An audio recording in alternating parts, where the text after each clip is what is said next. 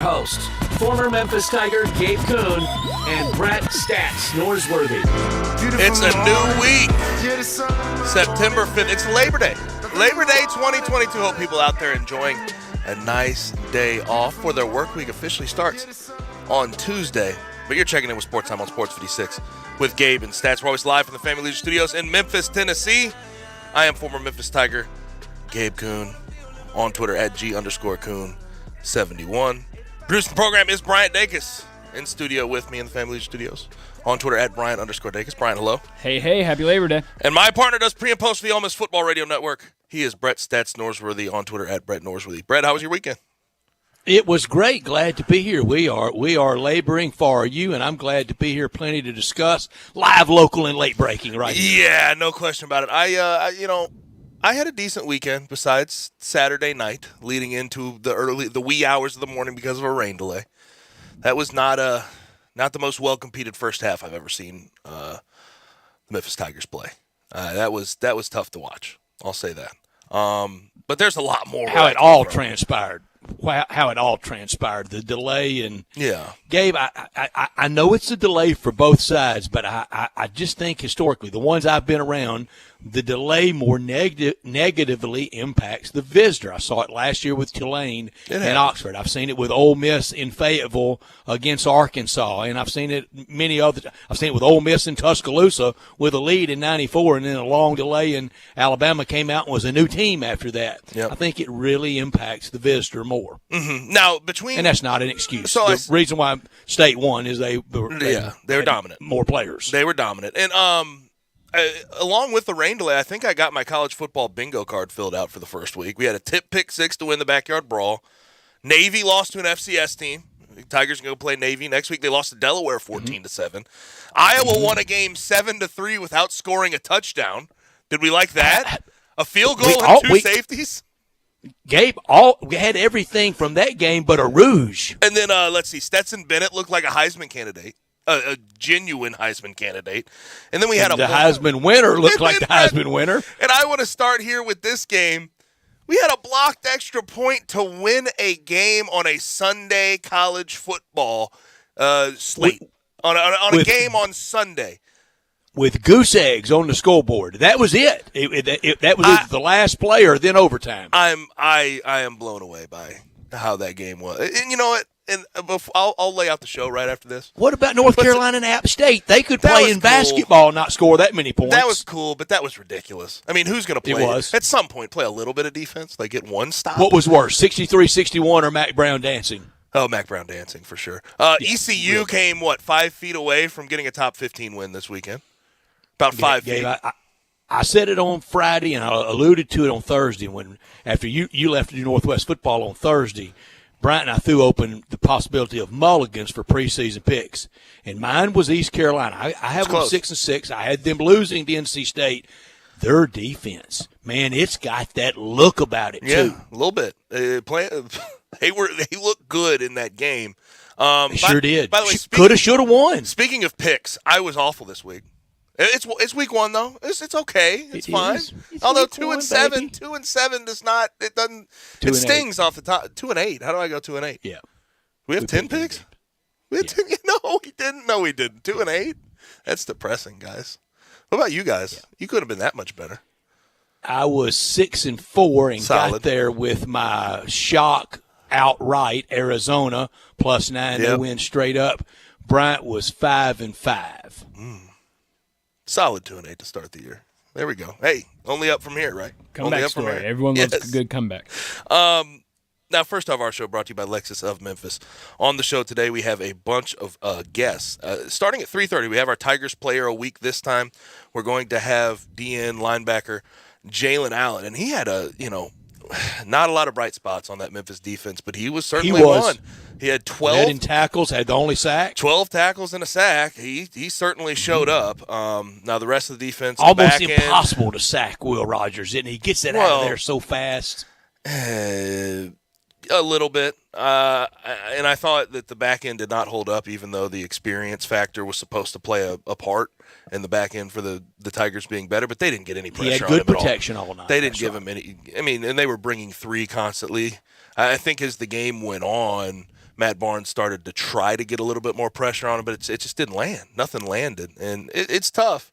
It's tough, but that was not a good defensive performance. We were doing post game. We'll be talking to it at 3:30.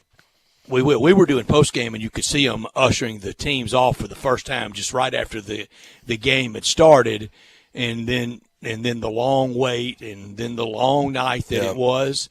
But Gabe, I'm glad I don't have to change my story, and you don't have to either. Bryant doesn't have to either. We said all summer what Steve Sarkisian said today about playing mighty Alabama. He's more concerned about Big 12 conference games and playing on December 3rd in the Big 12 championship game than he is this week. He can still get to the Big 12 championship game regardless of what happens this week. The Tigers can still have a great year in the AAC that we think they can and will have regardless of the outcome last Saturday night. I think all three of us wrote this in as a loss for the Tigers. I think most people did. It was the reality of the situation. Payback, going there, road. Yes, 16.5-point dog. I mean, it was written that way. Now this week though, playing against Navy. Here's the thing. I'm gonna get this out of the way, and we're gonna have plenty of Tigers to talk about all day.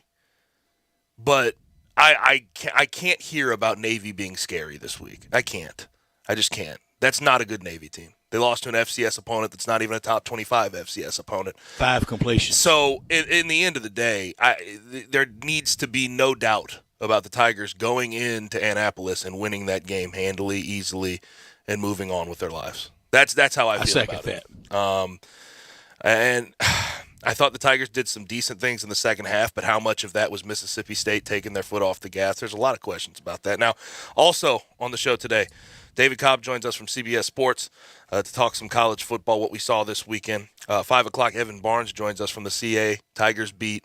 We'll talk about what the Tigers need to get done going forward to right the wrong from this weekend. Also, we're going to have an SEC recap, AAC recap, extreme overreaction, who won the weekend in college football around 4:45. And we're also going to have some NFL news to get to around 5:30, but definitely college football centric today. Listener line is 901-360-8255. Know you have a lot of thoughts out there about what you saw this weekend in college football. We also have another game tonight, Clemson versus Georgia Tech.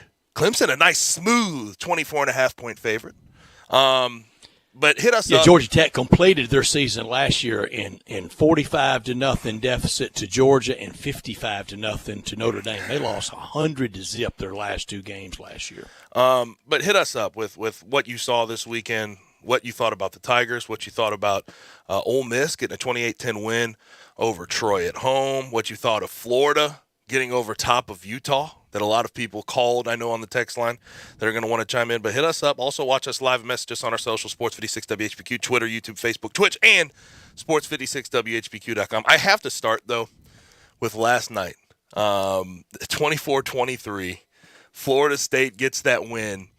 And it goes to show with college football, Brett, you don't always need to have a well-executed game to have a good game in the end, for it to come down to the wire. I thought it was well competed, but my gosh, both teams made an unreasonable amount of mistakes last night, and I don't think either team is overly good at this point in the season. Nor do I, but there was one coach that was more hell-bent for leather and into that game last night than the other, and that was Mike Norvell. He may have needed it more than Brian Kelly needed it in his opener at LSU. And Mike Norvell, we know that you know that look better than anyone. Yep. He had that look. He had a good plan that they executed for about 3 quarters, and then it went cuckoo for Cocoa Puffs. I think, and here's the thing though, I want to give Mike Norvell a lot of credit. Like, winning that game was huge. It was massive. And to change the game through special teams the way they did, good job. But I also think LSU let them off the hook a million times in a row. Jaden Daniels, is that really the best they got at quarterback? And in the first half, that offensive line's the best they have? Well, in the first half, what was the plan? What was the thought process offensively? Because I saw scramble from the end of the third quarter to the fourth quarter, they started throwing the ball around, running the ball, looking comfortable offensively. But the first 2.5 quarters, you're sitting there, what in the hell is going on here? Did you guys even practice this week leading up to this game?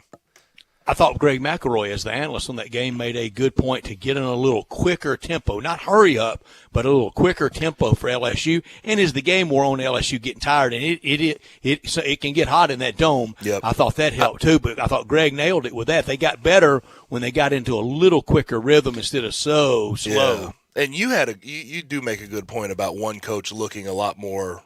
What's the word for it? Engaged into it.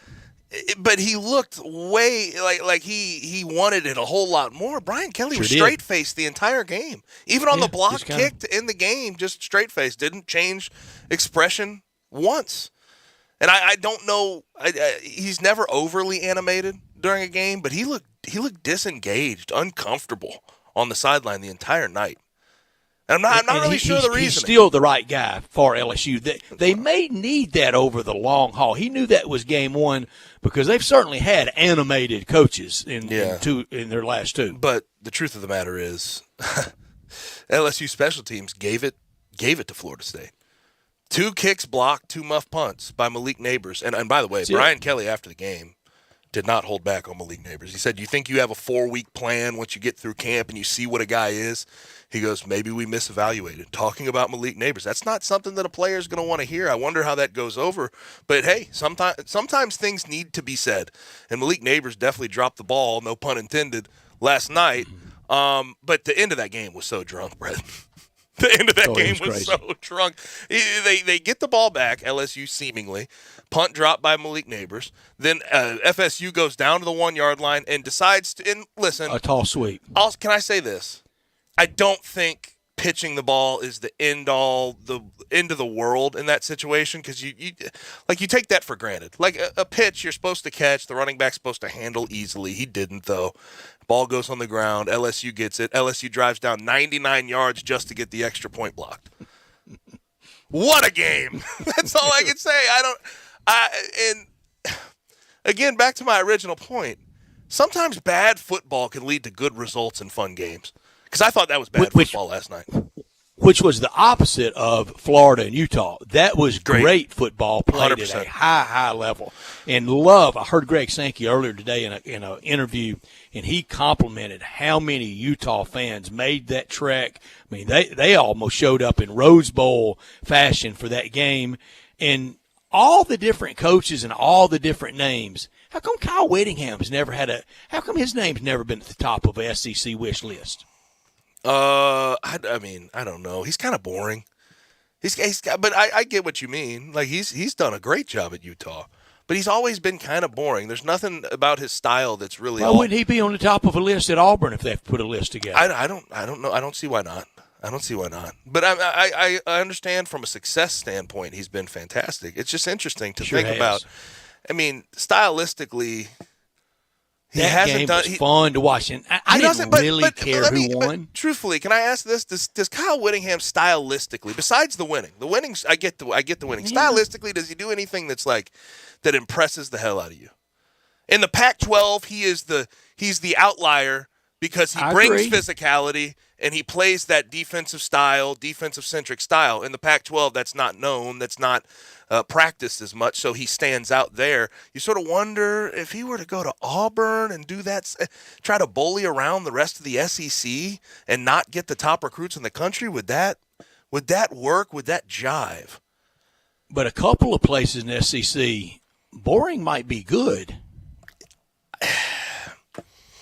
Yes, I see that, but would that boring style win at as high a level? We've had text messages and motorcycles. And would that boring style win in the SEC at as high of a level as it wins in the Pac-12? My immediate answer would be no, but obviously we'd have to see that. Also, I knew this would be the case. Bet Tennessee would like a round of boring the last 10 years. Yes, I knew this would be the case in that Utah-Florida game. But to see it in action and to see what he was able to do against a good defense in Utah, Anthony Richardson is everything that Florida fans hoped he would be. And I think it was highlighted, that 2-point conversion, him to fake a throw, spin out, throw it to the back corner of the end zone. He ran for, 160 106 yards, 3 TDs. Just all over the place. Utah couldn't keep him in the pocket, couldn't get him down when he got into the open field. He was awesome to watch. Now they got to put that to bed and get ready for Kentucky in a big SEC game this week. This hour of our show brought to you every day by Lexus of Memphis at 2600 Ridgeway and online at lexusofmemphis.com. Give them a call at 901-334-9673 for any service inquiry. That's the number you need to call. Great offers on all 2022 models and always special leasing options. Drive in luxury and confidence knowing that every new Lexus comes with complimentary first and second maintenance services.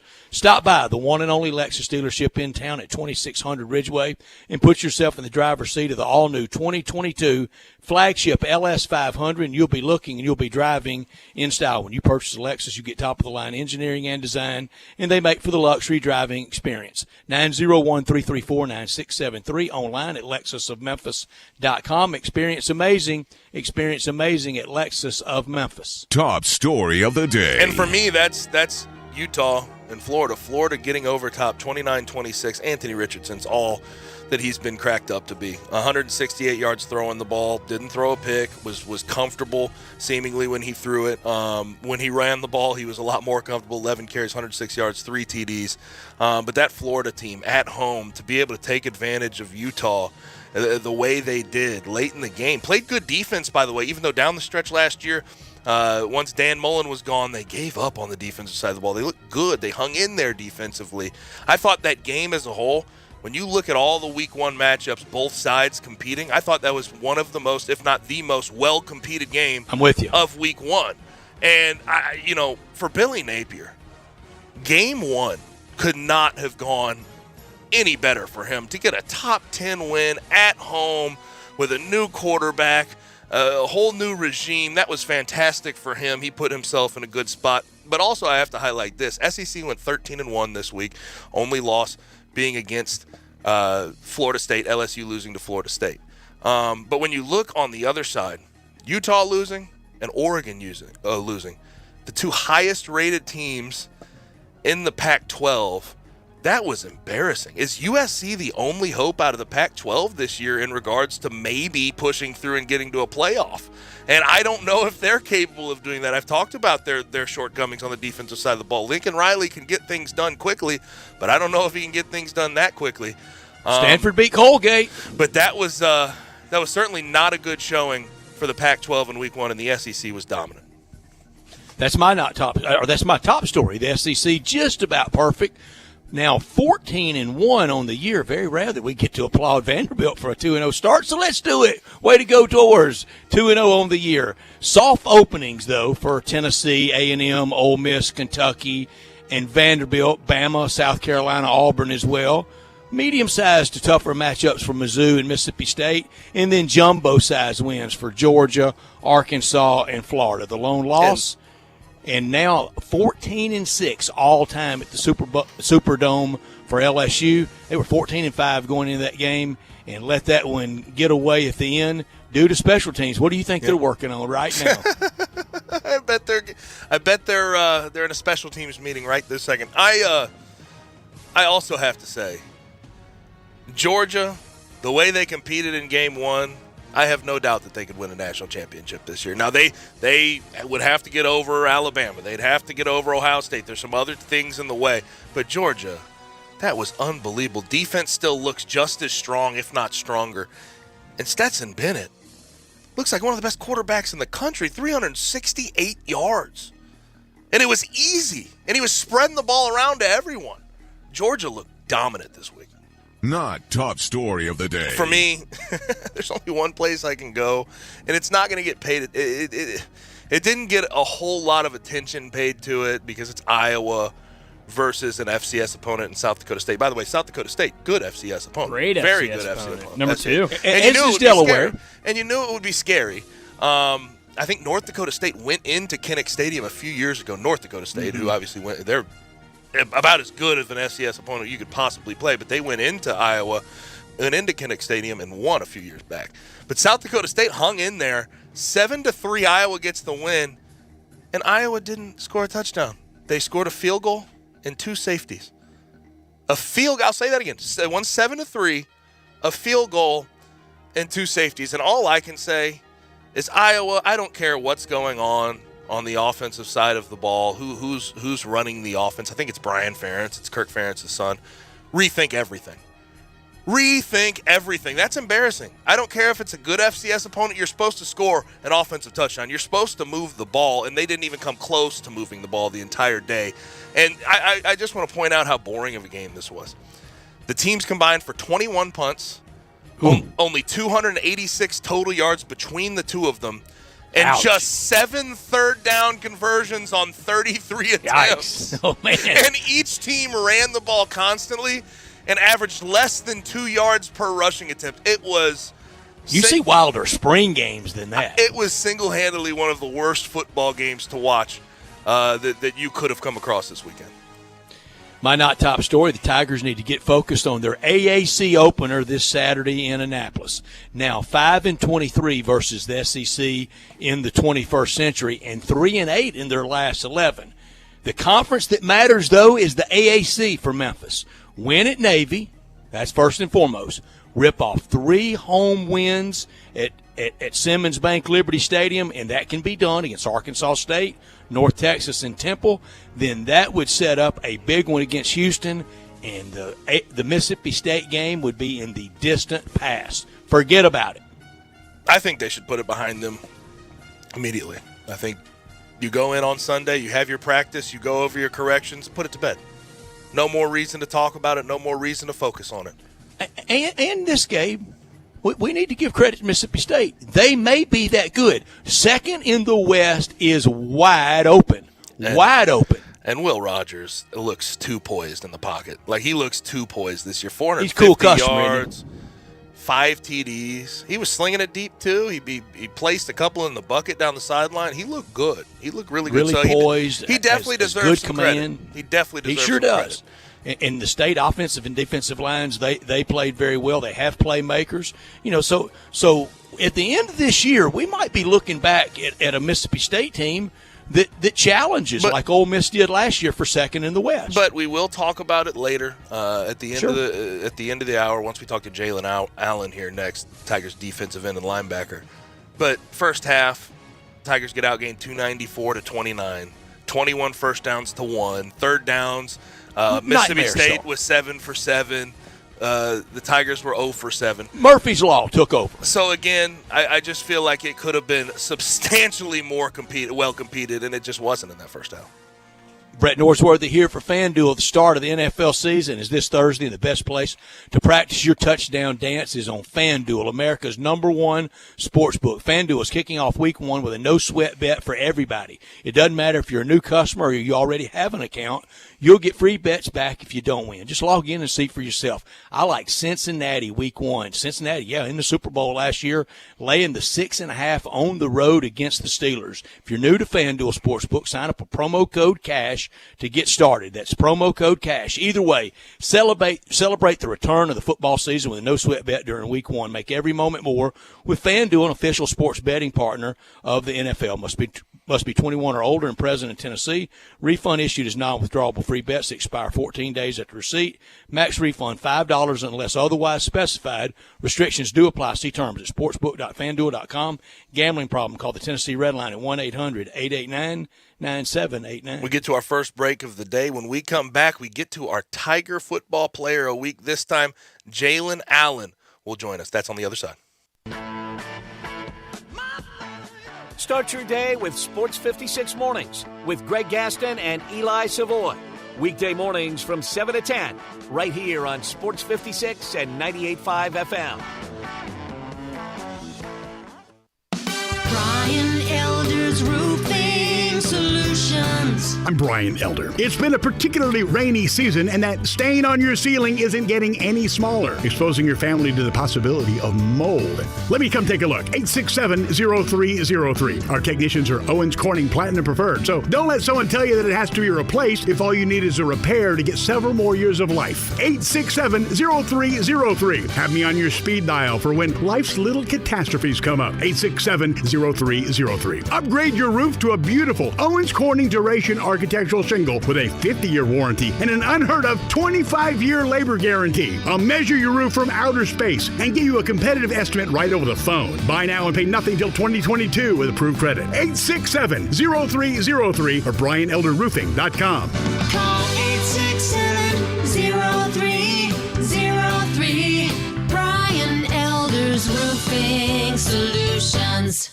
Say there was a place, the perfect place for everything you need for tailgates and patios. Grills and chairs, charcoal and coolers. Everything to make a great game or a great day. That perfect place wouldn't be a warehouse. It's East Memphis Ace Hardware. Locally owned and operated at Quince and White Station, East Memphis Ace Hardware is where you'll find Benjamin Moore paints, local plants from local growers, and Black & Decker tools. Around the block, what you need in stock with people who know their tailgates. Welcome to East Memphis Ace Hardware, the home convenience store.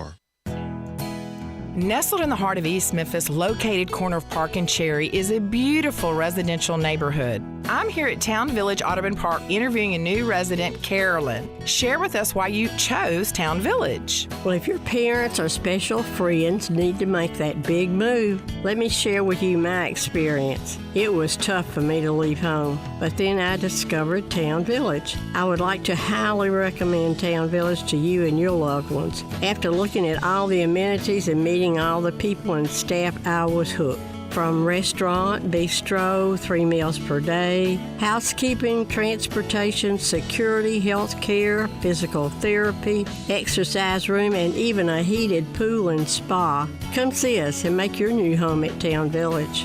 Visit us and call Daniel at Town Village Audubon Park at 901-374-7342. There's no place like home, Town Village. Bartlett Small Engine has been serving quality power equipment since 1970. They have a full line of power equipment, parts, and services for most makes and models. Bartlett Small Engines has the best brands in the power tool industry: Honda mowers, trimmers, and generators, Steel blowers, trimmers, and chainsaws, Echo trimmers, blowers, and chainsaws, plus quality products from Red Mat and Shindawa. And they're all American made. Bartlett Small Engine is your can-do store. 6780 Summer Avenue. Call 901-386-9779. When a nasty cold keeps you up all night, Vicks NyQuil Severe gives you powerful relief from your worst cold and flu symptoms, which changes a night that sounds like this into a night that sounds more like this. Ah, that's better.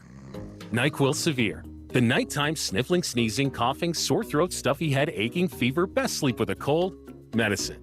Use as directed. Well, summer's almost over, but that joint pain is still there. Time to do something about it. Hey, it's Craig Gaston. Here's what to do. I want you to call QC Kinetics now. You've put it off long enough. It's time to get real lasting relief from chronic pain in your knees and back, shoulder and hips, wherever. QC Kinetics can get you moving again with cutting-edge regenerative treatments with no drugs, no downtime, and no surgery. Regenerative medicine uses highly concentrated healing properties from your own body to restore and repair damaged joint tissue. And QC Kinetics is the nation's leader in this exciting breakthrough natural approach to eliminating joint pain. More people every day are jumping on the no pain train. They are living life to the fullest, pain-free. Don't assume the old ways of dealing with joint pain are the only ways. Call QC Kinetics today. Stop putting it off. Call now for a free consultation. 901-445-1010. That's 901-445-1010. 901-445-1010 for QC Kinetics. When I was in Iraq, our convoy was hit. It was bad. After I came home, I could still hear booms and see tracer fire. Makes it hard to be a good mom. As America's veterans face challenges, DAV is there. I'm Naomi Mathis, Air Force veteran. With the right support, more veterans can reach victories, great and small. With help from DAV, I was able to begin to heal. DAV provides a lifetime of support to veterans of every generation, helping more than 1 million veterans each year. Today, I'm part of DAV. We're veterans helping veterans to get the benefits they've earned. And I give my veterans my all. But there's more to be done and more victories to be won. My victory is being able to be here for my children. Naomi Mathis, thank you for your service.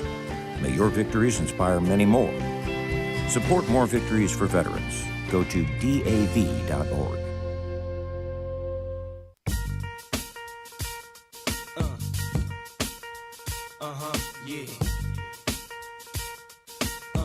Now, back to Sports Time on Sports 56 and 98.5 FM.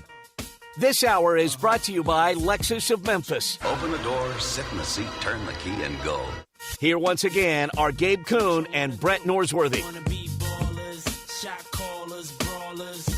Back rolling on Sports Time with Gabe and Stats. I'm Gabe. He's Stats, and joining us is Memphis Tiger defensive lineman and linebacker number 22, Jalen Allen. This weekend finished the game with 12 tackles, a sack, and a tackle for loss. Had a good game, and I know in the end of the day, not the outcome that the team wanted, but Jalen definitely competed at a high level. He is on Twitter at Jalen, JAYLON_Allen with 2 N's at the end. Jalen, how are you, man? I'm good. How y'all doing? Doing well. So I know it was not in the end of the day trip to Starkville. Didn't get exactly what you wanted out of it. It was tough sledding there. Had the rain delay. Had some issues there before the game even really got to get underway. But I know you guys, and obviously from playing at the University of Memphis, I know how it goes. On Sunday, you go in, you look at film, and you try to get corrections done. What was the feeling around the facility like yesterday?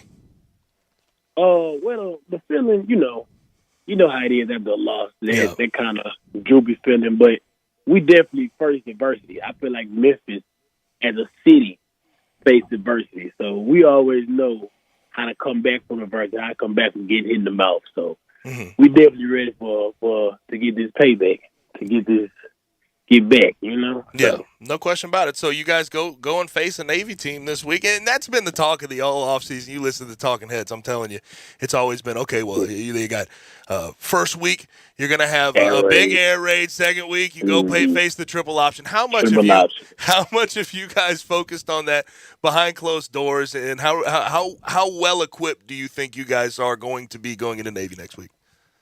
Oh, yeah, Navy, the triple option. We definitely came in from fall camp knowing the triple option and what they're going to come at us with. So we definitely already been preparing for it. But I feel like this week coming into it, we got to come in with a different level of focus, different level of attention to detail. Because it's Navy. Yep. And you know how that triple option goes. So. Yeah. I know, for sure. Watch your knees, Jalen, because they're going to be diving at them all night, all afternoon long. All night, and I'm ready for them. Let them get ready for me. And Jalen, take us through what the delays were like. What did you do during the delay, and what time did you finally get home and get to bed Saturday night back in Memphis? So first the delays. At first it was kind of just like, okay, we just got a little halftime, but it's still a little longer than that. It was only in the first quarter. I think I had gotten only 2 drives in. So as soon as my blood started getting pumping and I started getting into the game, the rain delayed. Yep. But it was okay. I'm trying to keep everybody in the game. I know some can kind of lose focus, especially with the younger guys. They'll lose focus. So make sure everybody's staying in the game, everybody staying ready. We in Starkville, we came in for one mission, one purpose, so I'm trying to make sure everybody's still locked in. But I ended up coming home. I want to say I came home at 4 o'clock, 4:30. Man, Jalen, there's only one 4 o'clock on the clock for me now, and it's not that one in the morning. That's late. And I know how it goes. What time do you have to get up for a workout, run, corrections? I think they actually they did. They delayed it Sunday. Oh, yeah, they just made it Monday. Okay, so right. Monday was our day back. So we had to be up at 8-something this morning. Yeah. Hey, better than 4 a.m. to 8 a.m. that next day. I remember. Hey, listen, I'll tell you, Jalen. I remember traveling to the West Coast. We played UCLA in 2014, and we didn't get home till 5:30, 6:30 a.m. I think my head hit the pillow 6:30 a.m. It was light outside. We had to be up at 9:30 for a workout. So they took care of you. I like to hear that. a little bit. Oh, yeah. Still going to take care of us a little bit now. So as a whole, though, looking at what you guys did this weekend, how much, as far as corrections were concerned, how much was there on tape that you guys saw and just immediately, kicked yourself for? Definitely tackling. Definitely got to improve on tackling before we do anything. But just coming in with a new group of guys, and some of them being younger and some playing positions they never really played before against an already stout air raid team, it was kind of difficult. Yeah. But, just first tackling. I feel like that needs to be a main focus because, like you said, I had 12 tackles, but I had 3 missed tackles, and it was really missed tackles of tackles I should have made, tackling with my leverage. We call that stress-free tackling. Right. Tackling to your leverage. So there was some tackles that I missed. So it was 12 tackles was a good hoorah, but I'm more focused on the 3 missed tackles I missed to make that 15, 16, So most Jalen, they have made it so hard on all defensive players now by the rules with these big old offensive linemen. And for a guy like Saturday night with Will Rogers, you're not going to see this at Navy. They only completed 5 passes all last week against Delaware. They're not even going to attempt many. But Will Rogers gets it out of there so fast. You had the lone sack. It's almost impossible to get to these guys now. Oh, it's not impossible. I don't want to say anything is impossible. Right. I feel like we definitely should have got more pressure on them. We should have did something a little different. But it all comes with the process. So I'm definitely trusting the process. I know that it's coming. I know that if I meet him again, I'm going to get to touch him a little bit more than I did this time. Yeah. So as far as the game plan was concerned, it's different because I think all offseason you hear about a 4 front, how multiple you guys are up front. Y'all stuck with that 3 down, generally speaking, in that first game. How much do you guys think you will switch it up going forward this year? Well, I can't say. I don't know about that. That's more of a coach's thing. Right. I just be ready to play. Understood. But how we looking right now, that's probably how it's going to kind of play out. More 4. Probably try to throw some more forward because, I'm a rusher. So I definitely want to rush that edge more whenever I get a chance. So. Jalen Allen, our guest, defensive lineman for the Memphis Tigers. He had 7 solos and in on 12 sacks Saturday. One sack Saturday, in on 12 tackles on Saturday. He had the lone sack against Will Rogers. This week against the wishbone, against the triple option. Jalen, we hear so much about it being assignment football. That kind of takes you back to probably the first football you played in your life was assignment football. Yes, sir. At the end of the day, it's all about doing your job. You have to do your job. If everybody do their job, all 11, you got nothing else to worry about. You can make extra plays off effort. But first, I have to do my job right here. Yep. And Navy tests every last inch of that. They make it uncomfortable, but at the same time, if you do your job, you'll be comfortable. And I think the last 2 years, you guys have been able to capture that and do that the right way. Yes, sir. Just got to keep building. No question about it. Now, Jalen, one more thing about, I've dealt with losses on the road, SEC opponents. I've seen how it can affect the team. Do you think everybody, from a spirit perspective, how do you think everyone's spirits are based on what you saw today? It's always tough coming after a loss. So, people still kind of a little bit down. But it's just Monday. Yeah, it's just Monday. Right. I'm just trying to get people's spirits back up. Just knowing that this week is not going to be easy. We have no time to dwell on the past. Right. It is what it is, but you got to learn from your past mistakes and keep moving forward. So that's my motto this week. Keep moving forward and do your job. That's my 2 mottos. Oh, communication, of course. Yep. Never enough. Jayla, we see that you wear number 22. I'm thinking somewhere in your football life, you had your hands on the football, maybe as a running back at some level, wearing that 22. Have you? Yeah, I have. It was young days. But yeah, I used to touch that ball. Now I used to run it a little bit. Now, so you're from Houston, correct? Yes, sir. Houston. So this is what I've always wondered. So obviously, through your recruiting process, ended up at the University of Memphis. How much, because it's been a spot. Like when I was at the University of Memphis, had a bunch of guys from that area.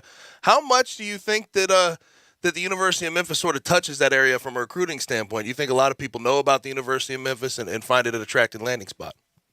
Okay, so my story was a little different than most recruits coming up. I don't know if y'all knew this, but Patrick Taylor, he actually went to my high school. Corey Fairman was my high school. Trey Hamilton, all of them were former Tigers. Yep.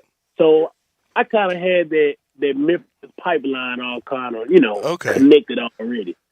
So Memphis was one of my top choices already. But I feel like they need to go back and use it because I have a little brother coming up. So What's he play? What's he play? Similar to you? Oh, O-line. O-line. Okay. Yes, sir. And I give him the work every time I'm back home. How old is he? He, I want to say he's 16 now. Okay. Guard or tackle? Guard or tackle? Tackle. Okay. Yes, sir. And he's about 6'4", 313 pounds. Yeah. There we go. At 16, I'll take it. How about that? 16. His genes are strong. Since a freshman. Yeah, come on, man. I like to hear that. But you give him the work though. So when do you think he'll catch up? I don't know. I've been in Memphis for a little while. Last time I went home, not gonna lie, he was bigger than my refrigerator. So it's probably because he takes that refrigerator and opens the refrigerator a little bit and eats stuff out of there. Oh man, I wonder what the food bill is because they always tell me he eat everything in the house. He's massive. Hey, send him my way. He needs a little bit of footwork drills. Send him my way. What's his name, Jalen? We can keep an eye on him in high school. Nate Kibble. Okay. Okay. Yes, sir. He's doing pretty good right now. Awesome. Sounds good. Jalen, appreciate you joining us, man. Thank you. And good luck this weekend. Thank you. Yes, sir. Thank you very much, Jalen. And stay safe and keep up having that great year. He had a terrific game Saturday. It was a tough spot to be in. You knew the task was tall, but he played well. And we will have to keep an eye on little brother. Can you imagine those big boys when they're both at home and they go at it, Gabe? That's like when you and Alex hit. What I can't imagine is one-on-ones. Pass rushing one-on-ones, O-line versus D-line brothers. That's intense right there. That's intense. Well, that's a little like the Affetti brothers. Honestly, that's a good comparison. That's good. Yeah. NFL. That was high level. Those were some high level one-on-ones going on with the Affetti brothers. Martin used to be. It sure was. Big time players, both. Two big time barbecue places in a barbecue town. That's the new Collierville Commissary at Houston, Levy, and Poplar, and the mainstay, the original, from the early 80s to now in Germantown. If you're craving an easier way to order, you can text commissary to 33733, and we're soon going to be able to get out on that patio and enjoy the baseball playoffs and maybe the NFL games and the Tiger game coming up this Saturday. Be able to enjoy that. Start that barbecue feast with the great appetizers like the tamales or the nachos invented at the Germantown Commissary in the early 80s. The smoked chicken wings, the cheese plate, that's a staple we all enjoy. And then dig into the ribs or the shoulder. Get it chopped or pulled. A big sandwich, or you can get it on a plate, all the sides, beans, slaw, deviled eggs, bread as well. You can order it by the pound or a 6-pack or an 8-pack or a 12-pack. It's quite the challenge, but save room for dessert, like the best lemon icebox pie I've ever had anywhere and the terrific banana pudding. And as we get closer to the holiday season, I'll be telling you about how to order that holiday bird. 901-754-5540. Online at commissarybbq.com in Collierville and Germantown. Those party areas, catering, tailgating, and that's the spot for you. The new Collierville Commissary at Houston, Levy, and Poplar, or the original in Germantown. Again, 901-754-5540 or online at commissarybbq.com. We go ahead and get to a break. When we come back, we'll wrap up hour number 1 with a little Memphis, Mississippi State recap, and we have to cover what else happened around the AAC, around the American Athletic Conference. That's next. Be sure to follow us at Sports56 WHBQ on Twitter, Facebook, Instagram, and YouTube to watch live video of our shows, stay up to date with station events, and have chances to win prizes. Don't miss out on anything that's going on. Follow us at Sports56 WHBQ. What do you mean your emergency ribs? I always have a backup rack. Just in case. Exactly, you get it. No. I can't always get to Central Barbecue when I have a rib fix. Like, say, when you're on the air. You so get me. Imagine I'm on the air, suddenly I have a rib crave. As soon as I go to commercial, I can grab the Central Barbecue backup rack. And you keep them... in my briefcase. That's what's in that briefcase? That and usually some Central Barbecue slaw. That's pretty much it. Not, say, show prep? Nah, I don't want to get sauce on that. Angie's List is now Angie, and we've heard a lot of theories about why. I thought it was an eco move. Fewer words, less paper. No, it was so you could say it faster. No, it's to be more iconic. Must be a tech thing. But those aren't quite right. It's because now you can compare upfront prices, book a service instantly, and even get your project handled from start to finish. Sounds easy. It is, and it makes us so much more than just a list. Get started at Angie.com. That's ANGI, or download the app today. So what do a cheeseburger, pet food, and a six-pack of IPA have in common? When you order them with DoorDash, you don't just get the things you love, you support the community you love too. From stores and restaurants to the Dashers driving around, every purchase provides an opportunity for everyone involved. With DoorDash, there's a neighborhood of good in every order. Get 50% off your first order of $12 or more, up to $15 value when you use code RADIO22 at checkout. Limited time offer, terms apply. If you want to make money in sales, Flynn Broadcasting wants you. If you can sell, Flynn Broadcasting has a great career waiting for you. If you can sell, we have great benefits, salary, commissions, sales leads, and a great place to work. Can everyone sell? No. But if you can, Flynn Broadcasting wants you. Apply today at jobs@flinn.com. Start your career today at jobs@flynn.com. Flynn Broadcasting wants you.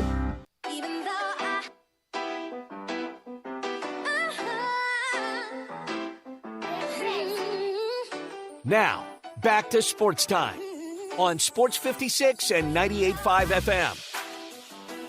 This hour is brought to you by Lexus of Memphis. Absolutely spectacular design, spared no expense. Here once again are Gabe Kuhn and Brett Norsworthy.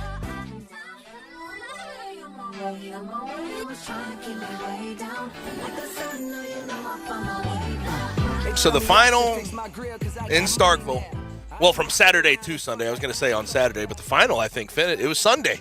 By the time we had a final in that game, 49-23, Mississippi State came out on top. Will Rogers was untouchable, 450 yards passing, 5 TDs, and it was just tough sledding the entire first half for the Tigers. I thought they competed in the second half, but at the same time, how can you view that? You sort of wonder how much of the foot was taken off the gas by Mississippi State once you're up 35-3 in the third quarter.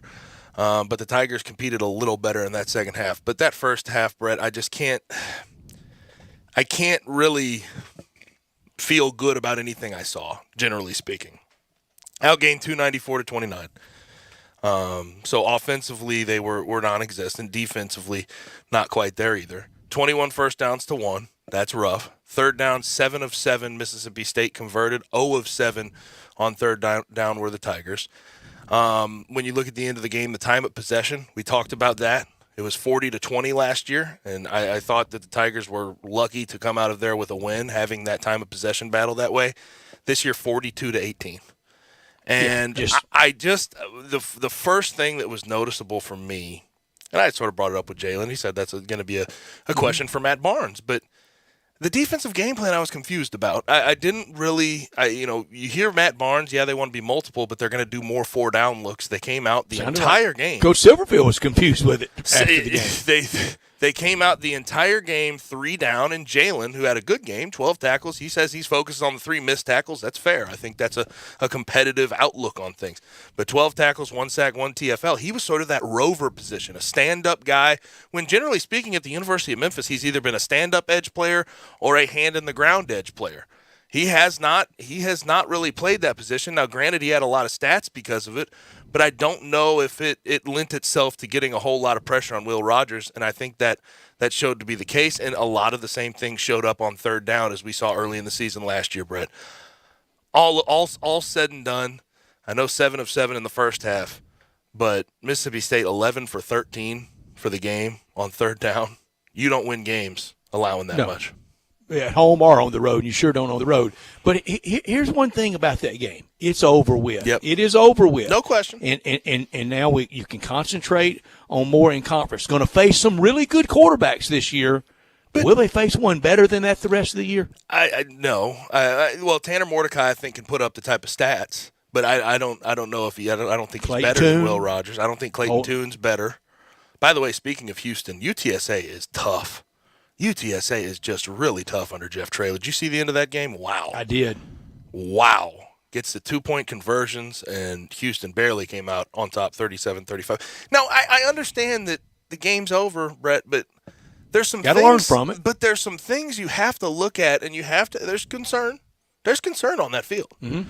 And there's concern out there with teams that won, though, on Saturday, I too. understand, but the tackling was shaky at best. And not even shaky. It was bad at times in the first half and even leading into the second half. Catching the ball was shaky. I thought Eddie Lewis got himself open a lot, but there's a couple of third down catches that if he makes, maybe you extend drives, because that was one of the things I said. Take a little pressure off. Because remember, the two things I said, I had one for offense, one for defense. I said if they get pressure on Will Rogers and if they can sustain drives, I feel decent about where they'll be starting the fourth quarter. And they did neither of those to start that game and throughout that game. And that's definitely something you have to look at uncomfortably. Also, I think in the back end, now I think it would have helped if they would have got pressure on the quarterback. In the back end, this is 2 years in a row now. I feel like the narrative going into the year is, we have all this experience, a wealth of experience, seniors, redshirt seniors, fifth years, transfers. We have all these older players in the secondary.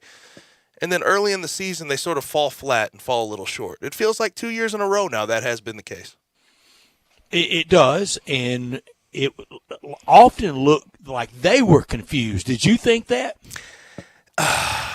Now, again, I think anytime you're facing a Mike Leach coached offense, there's going to be some confusion. He has a lot of different route combinations. High-level opponent. He makes it very uncomfortable on opposing secondaries. I also think getting pressure on Will Rogers would have helped the back end a whole lot. But when you hear experience, when you see how much experience and that they have in that secondary, you would hope that confusion would be at a minimum. And I do agree with you. It felt like they got lost a little few Keystone times. Copy. Yeah. They were a little too slow passing things off when they were in zones. It was just uncomfortable for them the whtle night. Now, I got to the game later. We know of the delays. Did it actually ever rain? I think it was just it rained, but it was a lot of lightning. It was lightning in the area. Yes. Okay. Yeah. And I think it's for the population. It's for everybody, but also I think ESPN, they have a deal if it's within 5 miles. One's within 5, one's within 8. Maybe the league's within 8 miles, and ESPN's are even more than that for their own technicians and camera operators and everyone. But I never saw significant rain. Mm-hmm. Yeah, it wasn't significant. It was a lot of lightning. Is the way the radar the way looked awful and set in. Yeah, and also before it was training down Highway 82. Before they even went to delay, ESPN put it on automated cameras. They had 3 cameras that they would automate. So once it got to the middle of the field, if there was a pass that they'd have to switch the camera altogether. It was just for their personnel. Yeah, because the personnel were not up there working the cameras. I don't blame them. And that was a weird viewing experience while they had it like that. Weird, yeah. Very bizarre viewing experience. Now, before we get to what Ryan Silverfield said after the game, offensively, it's hard to really grasp what happened. I think it was more execution than game plan, why things went wrong in that first half. Third down offense, 3 for 12. A couple of those were drops by Eddie Lewis or whoever it was. We didn't really see Javon Ivory get a lot of separation. Had 2 catches for 1 yard. O-line was not a strong point. I didn't think they were as bad as some people thought, though. They weren't awful, but they certainly weren't great. But offensively, Mississippi State made it very hard on the Tigers. But the Tigers, in a lot of ways, I think made it hard on themselves. I agree, and it was the Murphy Law night. There's just nothing going right, and you could feel that whole dynamic. I swear, at the first delay, I said, "This is not good mojo. Yeah. This is not good synergy at all here." And I have found, I don't have anything to prove it by. It's very anecdotal that it affects the visitor more so, and. How many people, when the clock hit all zeros on Sunday morning, how many real humans were left in the stands? They deserve something. Not many. That would be tough to sit through that whole thing. And that was how long was the delay by the end of it? 2.5, 3 hours almost. Yeah. It was up there. I mean, it took a while. I did an hour and a half one day at Fayetteville, and that was long. One bright spot I'll say offensively, he scored the first touchdown. I think Jay Ducker is a guy who they need to look at going forward. He's got big playability. There's no question about it. He got out in the open field. No one was going to catch him. Had a 50-yard run. He looked pretty good. I thought running the ball, they were fine once they actually started to it was hard to get a read on Seth, wasn't it?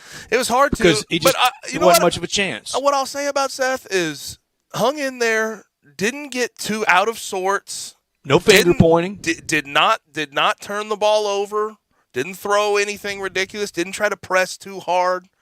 I had no issue with what Seth looked like in that game. Now to Silverfield, after the game, how bizarre was it for you to hear his sort of messaging around, well, I hire these offensive coordinator, this defensive coordinator, and I'm not sure game plan wise that we were locked in as well as we should have been. Gabe, it didn't alarm me that much. You know, that's after the heat of battle. I'm sure today, kind of rethinking things and not, the swirl, the hurricane going through his head and all the delays, and think about having to get everybody back home. It didn't alarm me that much. Mm-hmm. Yeah, I think there's something to be said about knowing what the game plan is going into the game and being able to adjust and help your offensive I don't want to hear it 2 coordinator. weeks in a row. Yeah, but being able to help adjust as a head coach for your offensive and defensive coordinator and talk to them about things going into the game. So there's something to be said about not quite understanding what the game plan was going into the game. But week one, I'll say I'll give benefit of the doubt. Week 2, week 3, that can't be the same messaging. Also, a couple of injuries worth mentioning. Ryan hasn't really given a designation on these guys, as they don't in college, but McKylan Pounder, starting left tackle, redshirt freshman, was carted off. Tyler Murray got hurt, starting linebacker, a guy with a lot of experience from Charlotte, and Sincere Evans, who's sort of a reserve linebacker, who made a couple plays, actually, as the game went on.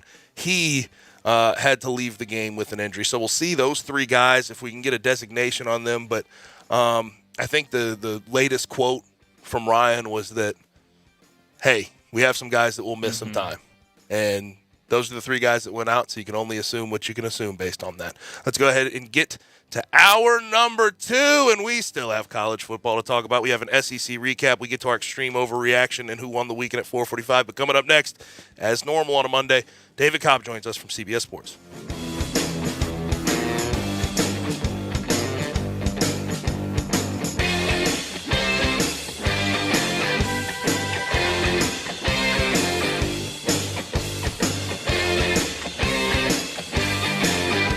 Hi, this is Troy Fiveash, owner of Fiveash Roofing. In these uncertain economic times, there are so many things as a contractor and a business owner that I cannot control. The rising cost of materials, not to mention fuel and transportation costs. In the last 2 years, shingle prices have almost doubled, and commercial materials have doubled. And I don't have to tell you what fuel costs these days. But you know what I can control? How much markup I put on a project. I have always prided myself in knowing I never gouge a customer. But in an effort to ensure my crews have work and my customers are being treated fairly, I have lowered my profit margin, hoping to give you a price you can live with and keeping my crews busy. So if you need a roof or gutters, please give us a call. Fiveash Roofing, fair, honest, and ethical. Fiveash Roofing, a proud sponsor of Tiger Athletics and a member of the Tigers home team. 367-0050 or memphisroofer.com. 367-0050 or memphisroofer.com. Fiveash Roofing, it's what we do. We're here for you. DeSoto Auto Sales specializes in late model cars with low mileage. They have the highest standards in the car industry. All of their cars are test-driven, checked out from head to toe. Unlimited inventory, every make and model. And if it's not on the lot, they'll find it for you. Walk in the door of DeSoto Auto Sales, 5704 Goodman Road. Within 45 minutes, you can test your car, get credit approval, and finish paperwork within an hour. No shortcuts at DeSoto Auto Sales. Kind, courteous employees, a down-home environment. DeSoto Auto Sales cares about your time. Lowest prices in a 350-mile radius. We're living in a world today where time does matter. Visit them online. Check out their referrals. DeSotoAutosales.com. Very proud to serve DeSoto County and other surrounding areas. DeSoto Auto Sales, 5704 Goodman Road. Call 662-890-7184. 662-890-7184. Come on down to DeSoto Auto Sales. Hey football fans, it's Patrick Mahomes, and I'm here to let you know that with NFL SundayTicket.tv, you can watch your favorite football team no matter where you live. That's because NFL SundayTicket.tv gives you every live out-of-market game every Sunday afternoon. Stream right to your favorite device, visit NFL SundayTicket.tv, and order it today. Eligibility restrictions and other conditions apply. Only one game may be accessed remotely at any given time. Available games based on device location. Barks now offers you just about everything you need for your furry family member. Daycare, luxury boarding, award-winning grooming, veterinary checkups, diagnostic services including digital x-ray, fluoroscopy and ultrasound, complete dental service, vaccinations, preventative care for fleas, ticks, and heartworms, and just about any needed surgical treatment. And did I mention that we treat cats and all types of exotic pets? We are the newest member of the Barks family and the newest, most high-tech veterinary hospital in the Mid-South. Located directly across the street from Barks and Recreation, we are a full-service hospital with a fantastic, experienced staff. If you're having problems getting a timely appointment at your current vet's facility, we are here to serve you. Call us at 901-979-8888. Barks and Medication. Excellence in veterinary care. It's not easy being the one everyone counts on to keep the facility running, no matter the weather or supply chain hiccup.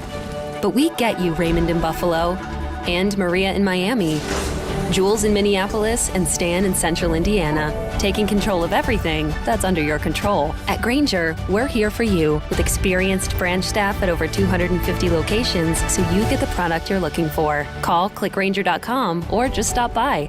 Grainger, for the ones who get it done. Well, summer's almost over, but that joint pain is still there. Time to do something about it. Hey, it's Greg Gaston. Here's what to do. I want you to call QC Kinetics now. You've put it off long enough. It's time to get real lasting relief from chronic pain in your knees and back, shoulder and hips, wherever. QC Kinetics can get you moving again with cutting-edge regenerative treatments with no drugs, no downtime, and no surgery. Regenerative medicine uses highly concentrated healing properties from your own body to restore and repair damaged joint tissue. And QC Kinetics is the nation's leader in this exciting breakthrough natural approach to eliminating joint pain. More people every day are jumping on the no pain train. They are living life to the fullest, pain-free. Don't assume the old ways of dealing with joint pain are the only ways. Call QC Kinetics today. Stop putting it off. Call now for a free consultation. 901-445-1010. That's 901-445-1010. 901-445-1010 for QC Kinetics. We are Sports 56, WHBQ Memphis, and W253DF Memphis. Flynn Broadcasting Stations. Oh, yeah. Now, back to Sports Time on Sports 56 and 98.5 FM. This hour is brought to you by the Big Green Egg. Oh, nothing but the best. Here once again are Gabe Kuhn and Brett Norsworthy. Hour number 2 on a Labor Day. Hope everybody's enjoying themselves today. Sports Time on Sports 56 with Gabe and with Stats. I'm Gabe. He's Stats. Just got done talking about the Tigers. Need to give you a little AAC scoreboard watch what happened this weekend. NC State barely got over East Carolina. That was fun to see East Carolina compete the way they did. And really, defensively, you mentioned it earlier, it looked really good. Arkansas beat Cincinnati 31-24. Ben Bryant threw for 325. I was surprised to see that. Houston barely came away with a win against UTSA. I watched the end of that. That was fantastic. 3 overtimes, thriller, 37-35. And UTSA, they're going to be joining the conference. That was a good home field advantage. Dome field, you should say, in the Alamo Dome. That looked fun. That looked like a really fun environment to be in. BYU, Brian and I both pick a lock over South Florida. They won 50-21. Again, Navy lost to Delaware 14-7. Tulsa loses late to Wyoming in 2 OT 40-37. Tulane rolled over UMass, and SMU looked like one of the best teams in conference. Beat North Texas by a lot, 48-10. Now, our usual Monday guest joins us right now, and he is David Cobb at David W. Cobb on Twitter. Covers college football and college basketball for our friends over at CBS Sports. Find all of his work at cbssports.com. David, what's happening, man? Oh, not much, guys. I'm just digesting still week one. It was a lot to take in. We have more to digest tonight. How about that? I know. We got one more game tonight, so it was a lot. I'm still trying to process it all. It's just so much overload when you go the whole offseason, and all of a sudden you get like all these games that so many of them come down to the wire. You can't watch all of them. Mm-hmm. It's just a lot. But it was great. I enjoyed it. Mm-hmm. No question. David, it was so enjoyable. It was an A+ by any grade book out there, anybody handing one out for college football. The ratings are rolling in, and they are massive. And it takes me to the college football prophets of doom. And the shame in that crowd is so many of them make a lot more money from it than any of us make, and they find everything in the world wrong with college football. I'm going to take you back to 2 years ago at this time, and they were calling for no way college football should be played. Well, it was played, and everything went off fine. Last year, at this point, they were talking about an operational pause, because of COVID cases. This last May, just 4 months ago, they were talking about college football has changed forever and it'll never be the same. And I said then, when we get to the field of play, David, it's a magic act. Everything goes away and it always works out. And I'll add something to that as well. There's now this group of people who think that college football playoff expansion is this terrible thing for the sport. It's gonna ruin the sport as we know it. It's going to diminish the regular season. And those are that crowd is typically a crowd of folks who do love the sport and are riding with college football, 24/7. Well, they say they do. So to see that idea floating out there after all the change that we've seen, just this past week being such a reminder of how great it still is, I don't buy for a second that an expanded college football playoff is going to diminish the product. I think it's only going to enhance it. I'm strong on that opinion. And I just think that the field, the pageantry, it always comes through for us in college football. And that was a great reminder of it on Saturday with everything, and Thursday and Friday and last night. It's all been a great reminder that the on-field product is just so much better than all the noise we have to put up with for the other 8 months of the year. Yeah, I don't get the point there. And honestly, I said this on Friday when they made the announcement that they're going to expand to 12. More accessibility does not equal different results, and I think everybody should know that going forward. But I just don't get, it's not a good faith argument that they're giving about the regular season diminishing, considering the fact I think bye games would be massive. You'd be able to get a bye week, and then also home field advantage is going to be part of the new expanded playoff. So I mean, it still will mean something by the end of it. I don't get the thought process of, well, we're not going to get a different result, so let's not try. That doesn't seem like a good argument to me. So a couple of things on that. One, look at the past 20 college basketball national champions. It's a whole lot of blue blood in there, but you know what's awesome? The journey to get there. And so St. Peter's. I would say that, yes. And people will respond to that and say, well, college basketball's regular season doesn't matter, and college football's does. And to that I would say, well, yeah, but there's 30-plus games in the college basketball regular season. So, of course, the regular season games don't matter. It's a 64-team, 68 now, team tournament. So yeah, of course, there's not going to be the sense of urgency for the number ones and number two seeds to play as well every night during the regular season in basketball. But what you said, Gabe, is so important.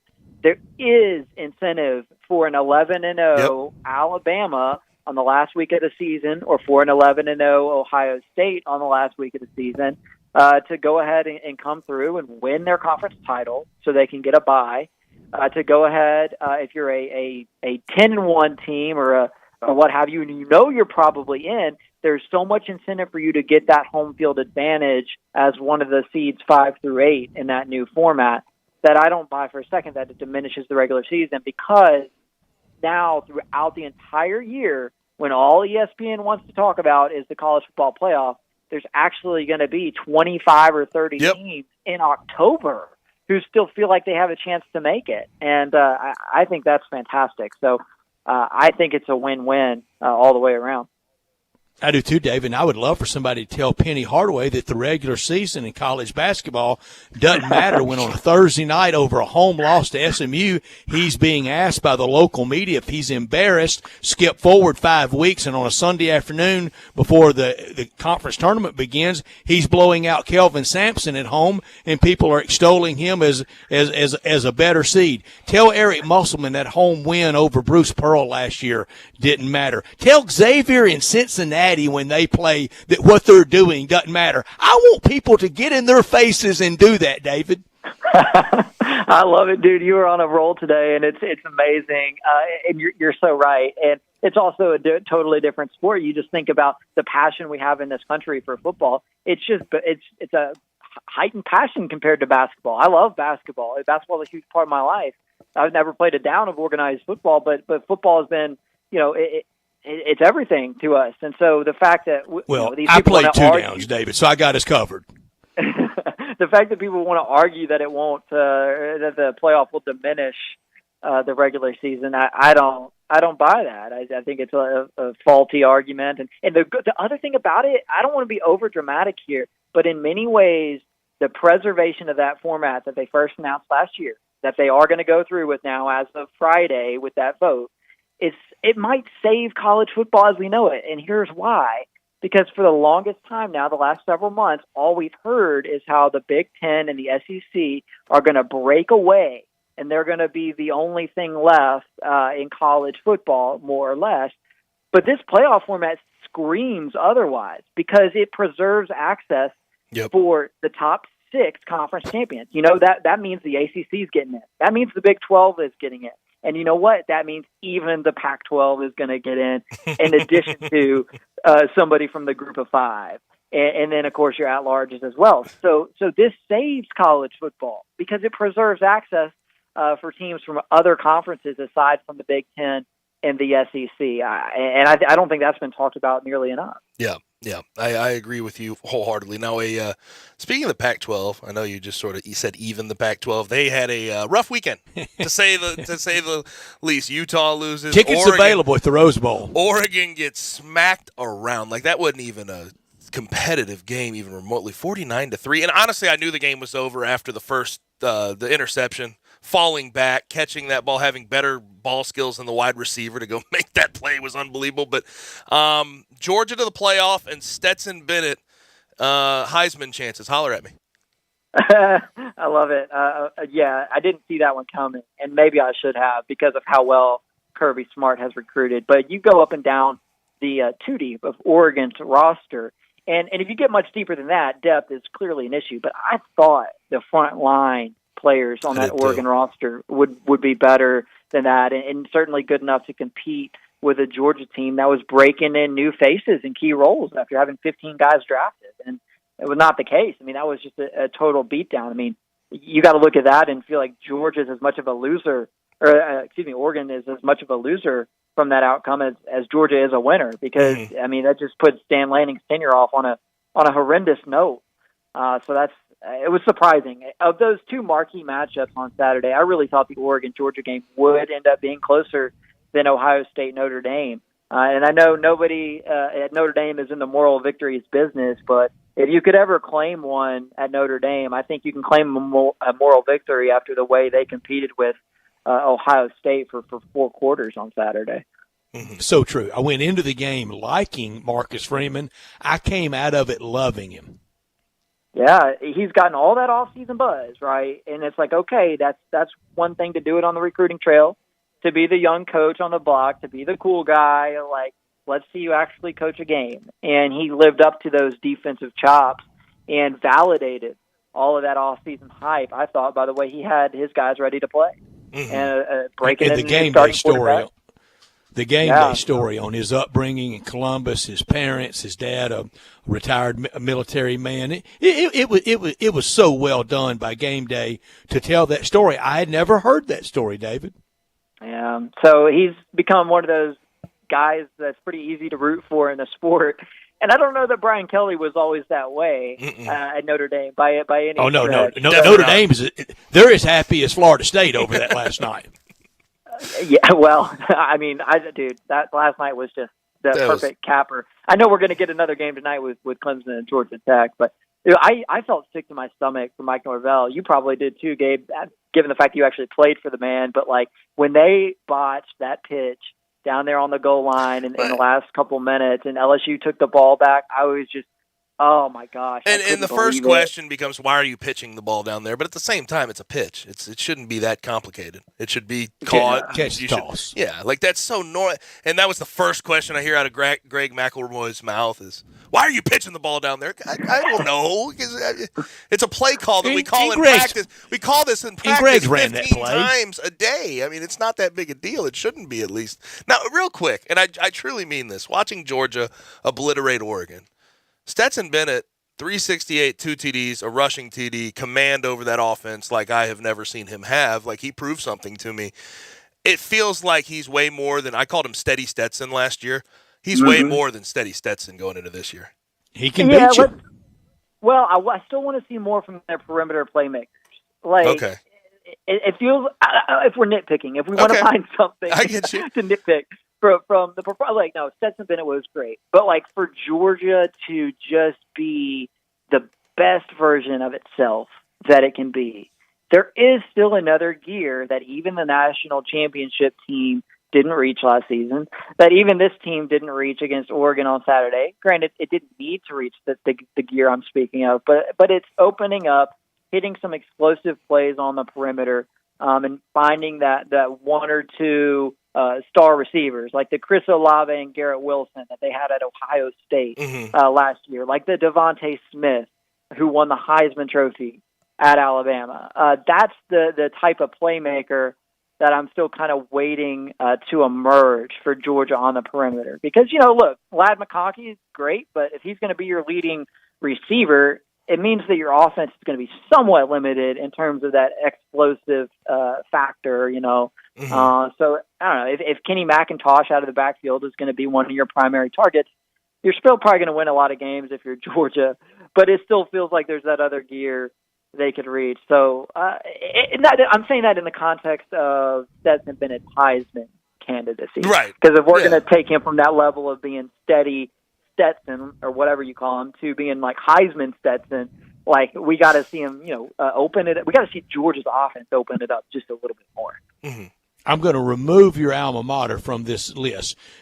Which game would you most like to be at this weekend? Alabama traveling to Austin to play Texas, South Carolina in Fayetteville to play Arkansas. Both those games are 11 o'clock kicks. Are back in Gainesville for Florida against Kentucky. Yeah, I think that one has the chance to be among the best of the weekend. Kentucky at Florida. Didn't really get a whole lot of a read from Kentucky in a win over Miami, Ohio, but man, the read I got on Florida was that Anthony Richardson is a special player. And we saw flashes of that last year. And it's almost astounding to me, having watched him on Saturday, how Dan Mullen wasn't able to identify sooner some of the gifts that Anthony Richardson has, because it almost feels like watching Dak Prescott to me in many ways. The similarities in their physicality, their running ability. Same college number. Yeah, the command in the pass game, though, the accuracy, the arm strength, all that is there as well. And so it just feels to me like Dan Mullen was so loyal to Emory Jones, since Emory Jones was loyal to Florida when Kyle Trask won the job. He stuck around, and I feel like there was some emotional tie there, maybe with the previous coaching staff, that had them stick with Emory Jones for too long when they had this uber-talented redshirt freshman last year in Anthony Richardson. And he was just awesome in that game against Utah. So, Kentucky defense, comparable test probably to what Utah presented. Honestly, a very similar type of team. Kentucky and Utah, two very physical teams, two teams that run the football very well, two quarterbacks that get a lot of buzz, a lot of hype, Will Levis and Cam Rising. It's going to be another big test for Florida coming off of an emotional game, and Kentucky was able to sort of take it a little bit easier in a win over a MAC team. So I think that could be a really, really great game on Saturday. But the Utah-Florida game, Brett and I have already made this distinction. Like, we look at all the games, the matchups week one, back and forth, good games, and how well they were competed. That game was very well competed. The The mistakes were at a minimum as compared to what we saw last night. My God. But the mistakes were at a minimum, and both those teams competed their ass off. And I thought, in the end of the day, that could have been Utah's game just as easily as it was Florida's. Yes, absolutely. One overlooked key of that Utah-Florida game is the goal line stand on fourth down by Florida on the first possession of the third quarter. Utah comes out, is able to establish the run much better than they were able to do in the first half.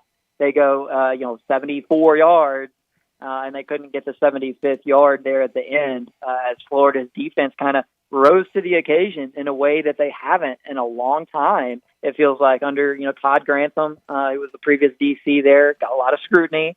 And, they were able to sort of come through in those key moments defensively in a way that felt unfamiliar from what we've grown accustomed to from Florida in the last several years. So it was a phenomenal game. It was, as you say, well played. I mean, Florida looked better coached, more disciplined, more sort of steady and sure of itself than I certainly would have expected from a first-year coach. So Florida gets an A+ from me for the debut under Billy Napier. I mean, their offense wasn't, again, talking about this era and you got to be explosive.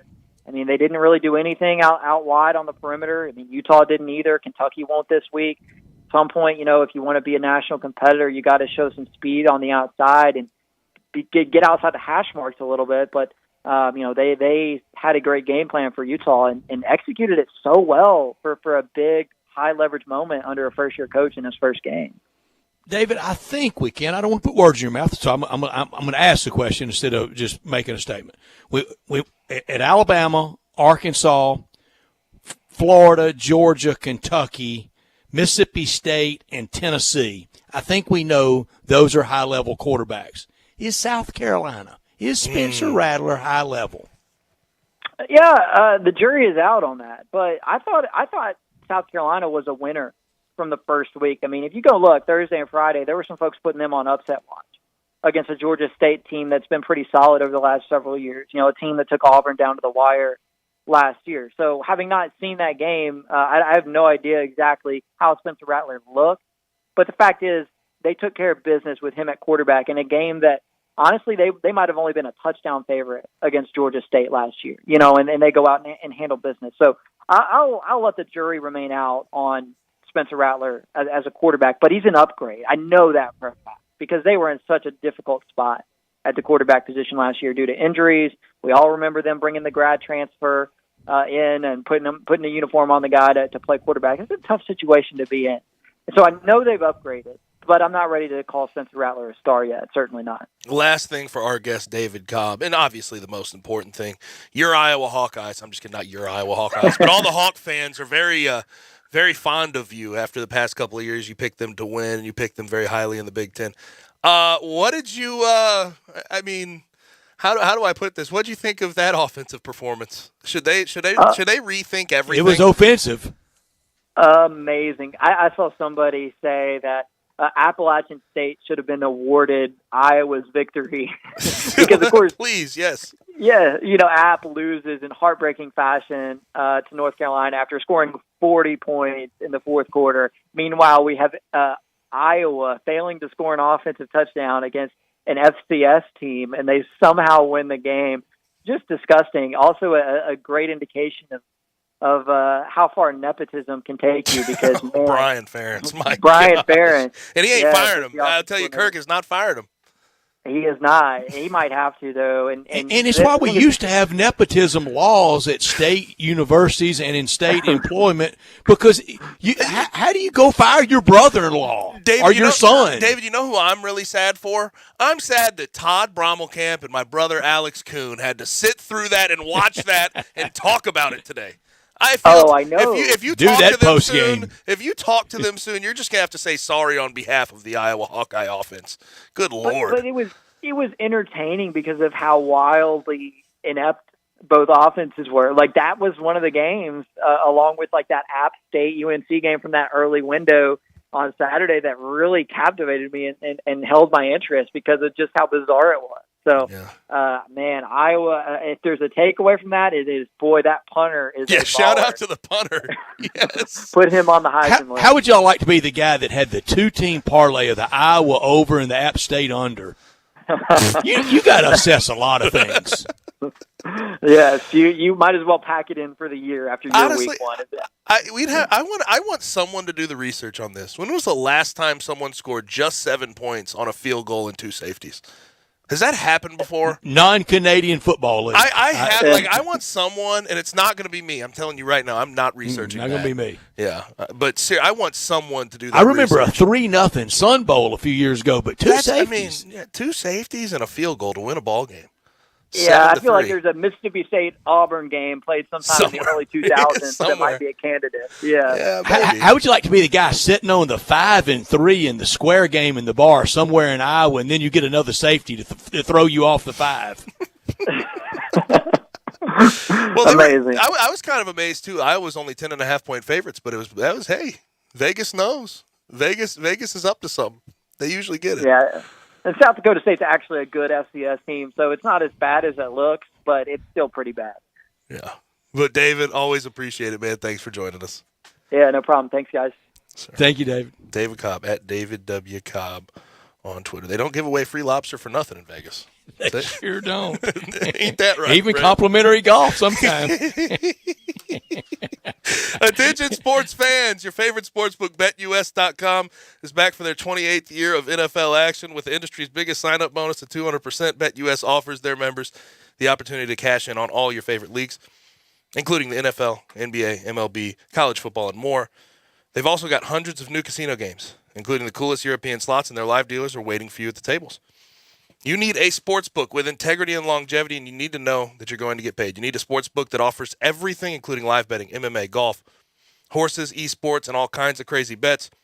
Call today, 1-800-79-BET-US. That's 1-800-79-BET-US, and they will walk you through setting up an account. Nobody in the industry gives better bonuses than BetUS. Join now, mention promo code Sports56Radio. That's promo code Sports56Radio. And you can get up to 200% in bonuses on your first deposit. Nobody beats that. Head to BetUS.com and join today. That's BetUS, promo code Sports56Radio. BetUS, where the game begins. Let's go ahead and get to our first break of the second hour. When we come back, we have to talk a little SEC. We've already talked about Utah, Florida, Georgia, Oregon, although I need to add a couple more things because Georgia looked absolutely phenomenal. We haven't even talked about Alabama, number 1 team in the country, winning 55-0 against Utah State. We'll do all that next. Add a little fun to your lunch break. Join Johnny Radio for Sports 56 Happy Hour from 11 to 1 every weekday on Sports 56 and 98.5 FM. What do you mean your emergency ribs? I always have a backup rack. Just in case. Exactly, you get it. No. I can't always get to Central Barbecue when I have a rib fix. Like, say, when you're on the air. You so get me. Imagine I'm on the air, suddenly I have a rib crave. As soon as I go to commercial, I can grab the Central Barbecue backup rack. And you keep them... in my briefcase. That's what's in that briefcase? That and usually some Central Barbecue slaw. That's pretty much it. Not, say, show prep? Nah, I don't want to get sauce on that. So what do a cheeseburger, pet food, and a 6-pack of IPA have in common? When you order them with DoorDash, you don't just get the things you love, you support the community you love too. From stores and restaurants to the Dashers driving around, every purchase provides an opportunity for everyone involved. With DoorDash, there's a neighborhood of good in every order. Get 50% off your first order of $12 or more, up to $15 value when you use code RADIO22 at checkout. Limited time offer, terms apply.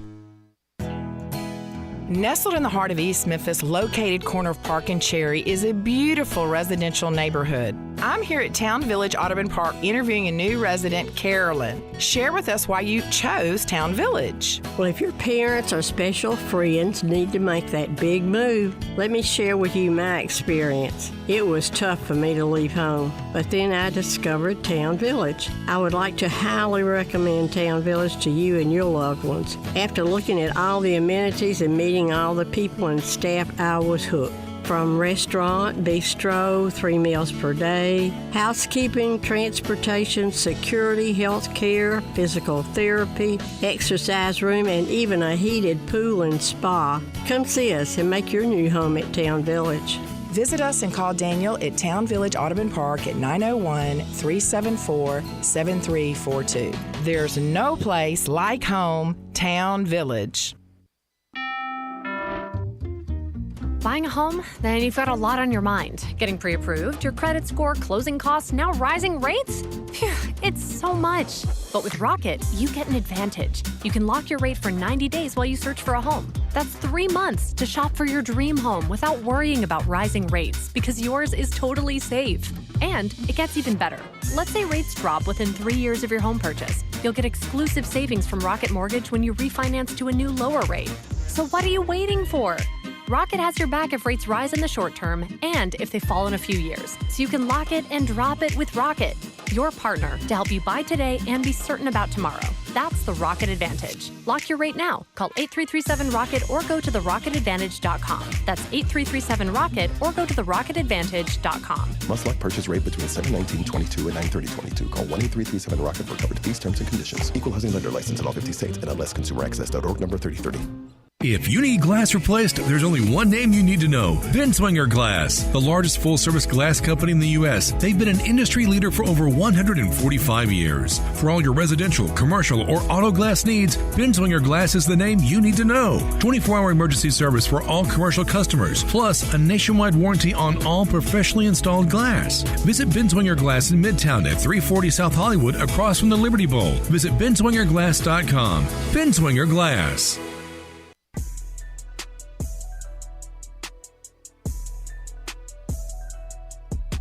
Now, back to Sports Time on Sports 56 and 98.5 FM. This hour is brought to you by the Big Green Egg. Dad, come on, you're going to fall on the barbecue. Here once again are Gabe Kuhn and Brett Norsworthy.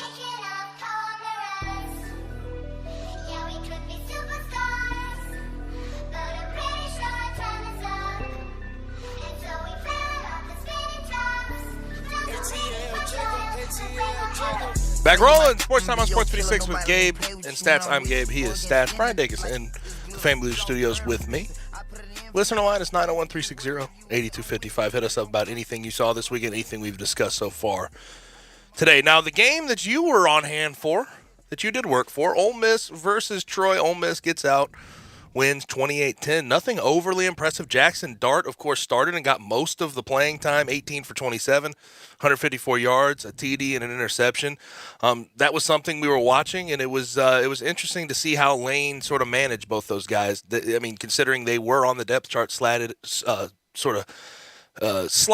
either or, Jackson Dart or Luke Altmaier.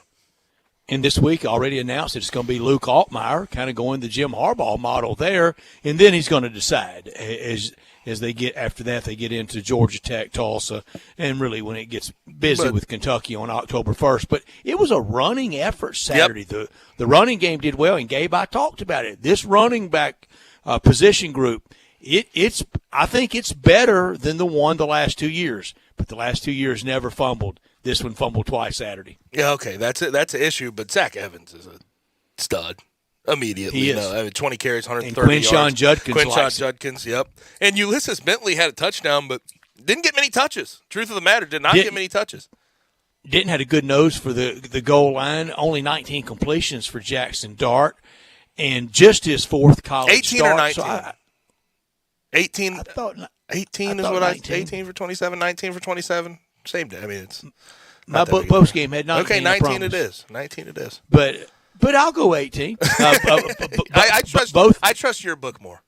But both rather paltry, and you go back to last year, even with Matt Corral. Now he did a lot of the running last year. Ole Miss is a running team first, and that is not the stereotype. It took from October on, really from that wild one against Arkansas, for me to realize Lane Kiffin's winning in traditional style, running the ball and playing defense. Now, I do think at some point in the year, once you get into SEC play, you're going to have to establish, yes, you can run the ball. There's no question about that. But if teams in the SEC start to key on you running the ball, they tend to be able to stop it. Now, what does 31 points get you now? Not a lot. We'll see. It depends who you're playing, obviously, but we'll see. I think at some point they're going to have to open it up and find a way to get Jackson Dart or Luke Altmaier involved a lot more in the passing game, because I do think, while it's not what it was last year, you lose Dontario Drummond, you no longer have Braylon Sanders. Like, I get that. But you have enough on the outside to at least stick with other people's talent. Michael Trigg, I thought, was okay. Four catches, 33 yards. Jonathan Mingo, we've seen what he can do when he's healthy. Zach Evans is good out of the backfield. Quinshon Judkins is decent out of the backfield. Malik Heath. Jalen Robinson, I've seen him at UCF. They have enough on the outside to get it done, but it's going to come down to which quarterback can make that happen. And I'm not saying I didn't see it from Jackson Dart, but I don't know if I was able to get a good feel for what he can be in the passing game at Ole Miss. Yeah, I think it was a little rope-a-dope going on Saturday and kind of put up the running game after going up 21-0 when it looked and felt like it could run all day. Yes. But I thought overall the run, it was exactly sort of what I expected for at least the offense to look like game one. I didn't know how they were going to split the reps. They didn't give Luke Altmaier any reps. I said 45-10 pregame, so I missed 17 shy of that, and that's a big miss. Yeah, and I am interested next week, Luke Altmaier, to see what he's able to do, because he really did. It seems like Lane is going the Jim Harbaugh route without actually saying it beforehand, without saying, okay, he gets game one, he gets game two. He's just sort of playing it out as it plays out. We'll see how it works. Also, in the SEC, Vanderbilt gets their second win of the year. That's cool. That's cool and all. Shout out Elon. Got beat in the second half though. Oh, whatever. 42. Well, guess not whatever. Didn't but cover. Elon, 42-31. They gave up 31 to Elon. That's probably not the greatest thing in the world. We talked about Georgia getting on top of Oregon. What's the defensive back who had that first pick? Malachi something or other. I'd have to go check the last name, but it was. I knew Malachi Starks from the first. When he caught that interception, that was just not normal. I knew where that game was headed as soon as I saw that play. That was just an unnormal play. That doesn't happen. That game was won on National Signing Day. That was won third Wednesday in December and first Wednesday in February. Did you see what Kirby said after the game? He said Dan won't better players. He said Dan won't admit it, but we have better players. That's why we won that game. More wins. And I truly I cannot doubt Stetson Bennett going forward. I can't. What I saw him display, he doesn't have a big arm. He's not overly fast, although he can fend for himself out there he can move a little bit and escape a little bit. But he's deceptively slow. His grasp of the offense and the way he was spreading the ball around against an Oregon team who I think will be at least okay, serviceable. He was more than in command. Like last year, in command. Difference maker. Right. Last year, 17 for 21, 180 yards and a TD. Last year was just don't mess it up. Yeah, not throwing an interception. This year, it's 368 yards, 2 TDs against the 11 team in the country, and a rushing TD. That's similar to, in the SEC, everybody compares 92 Bama and Jay Barker, and then he got better in 93 and 94, and now that's what Stetson Bennett did. Kind of ride a defense to win one, and then you make your name. Mm-hmm. Now, Alabama, speaking of Alabama, 55-0 against Utah State. The back door was not open. Utah State had no chance. That Alabama defense. Tight. Well, that Alabama defense this year is, I guess the best word is smothering. We'll see how they do against better opponents. But they only allowed Logan Bonner to throw for 39 yards, only allowed Utah State to rush for 79 yards. And I understand. 11-win team last year. Yes, but it's not the same team. They're not returning their top 3 wide receivers. They have some things they had to replace on the offensive line, so it's a little different. But that team only could muster 136 yards of total offense in an entire 4-quarter game. And Alabama, we know offensively they're going to be fine. They have plenty of talent. Bryce Young even ran for 100 yards on 5 carries. He was their leading rusher. They're as dominant as we thought they were going to be coming into the year. Let's see what else we had. A&M gets over Sam Houston. That's okay. 31-0. Haynes King didn't do anything to overly impress me in that game. It was fine. Arkansas and Cincinnati was and Cincinnati was a very good game. And I thought KJ looked really good. I thought KJ looked good throwing the ball.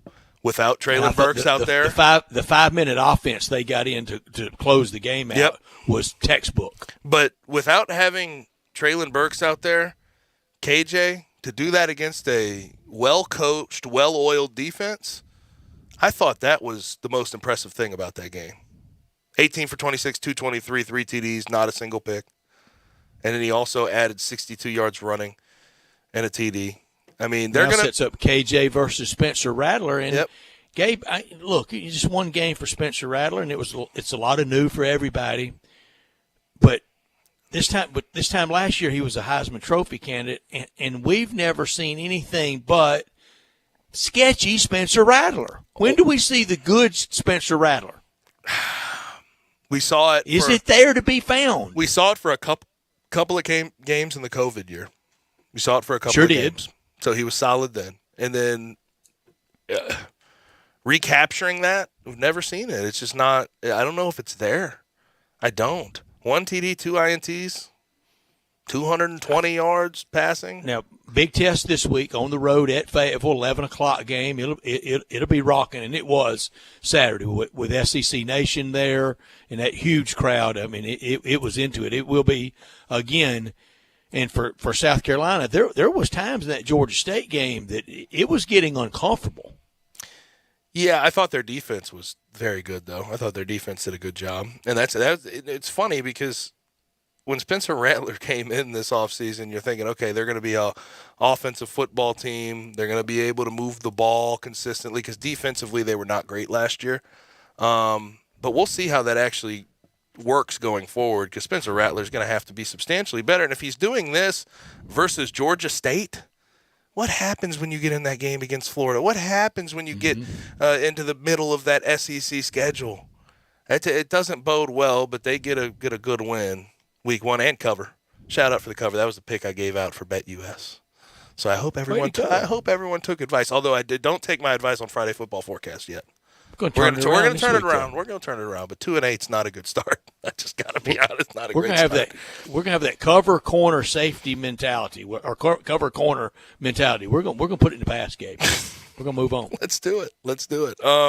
Also, Auburn, I was not overly impressed with them, but I'm confused with their quarterback situation's kind of in flux.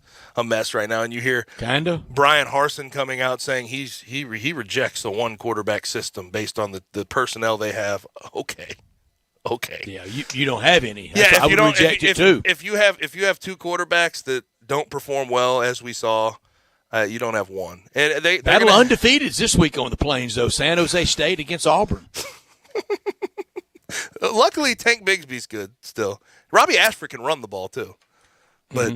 TJ Finley can't throw. He can't. I'm sorry. I've seen enough. Right?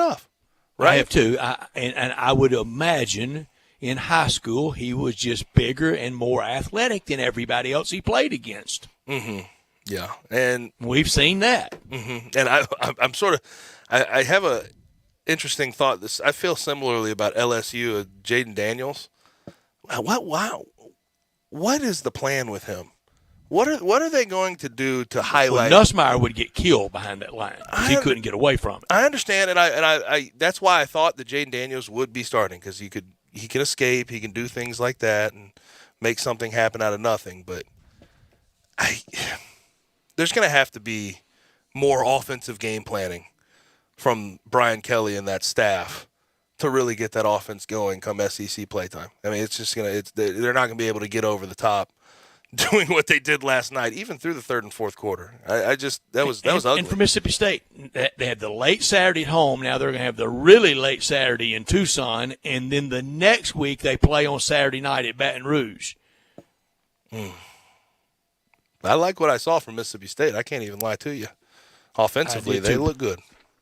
Brett Norsworthy here for FanDuel. Kick off week 1 of the NFL with FanDuel, America's #1 sports book. Join today. Get started with $150 in free bets. That's a guarantee when you place your first $5 bet. Sign up with promo code CASH to get in on the action. Then you can turn game day into payday all season long. I like the Eagles laying the 4 points on the road at Detroit. Play your way and bet on more than just the final score.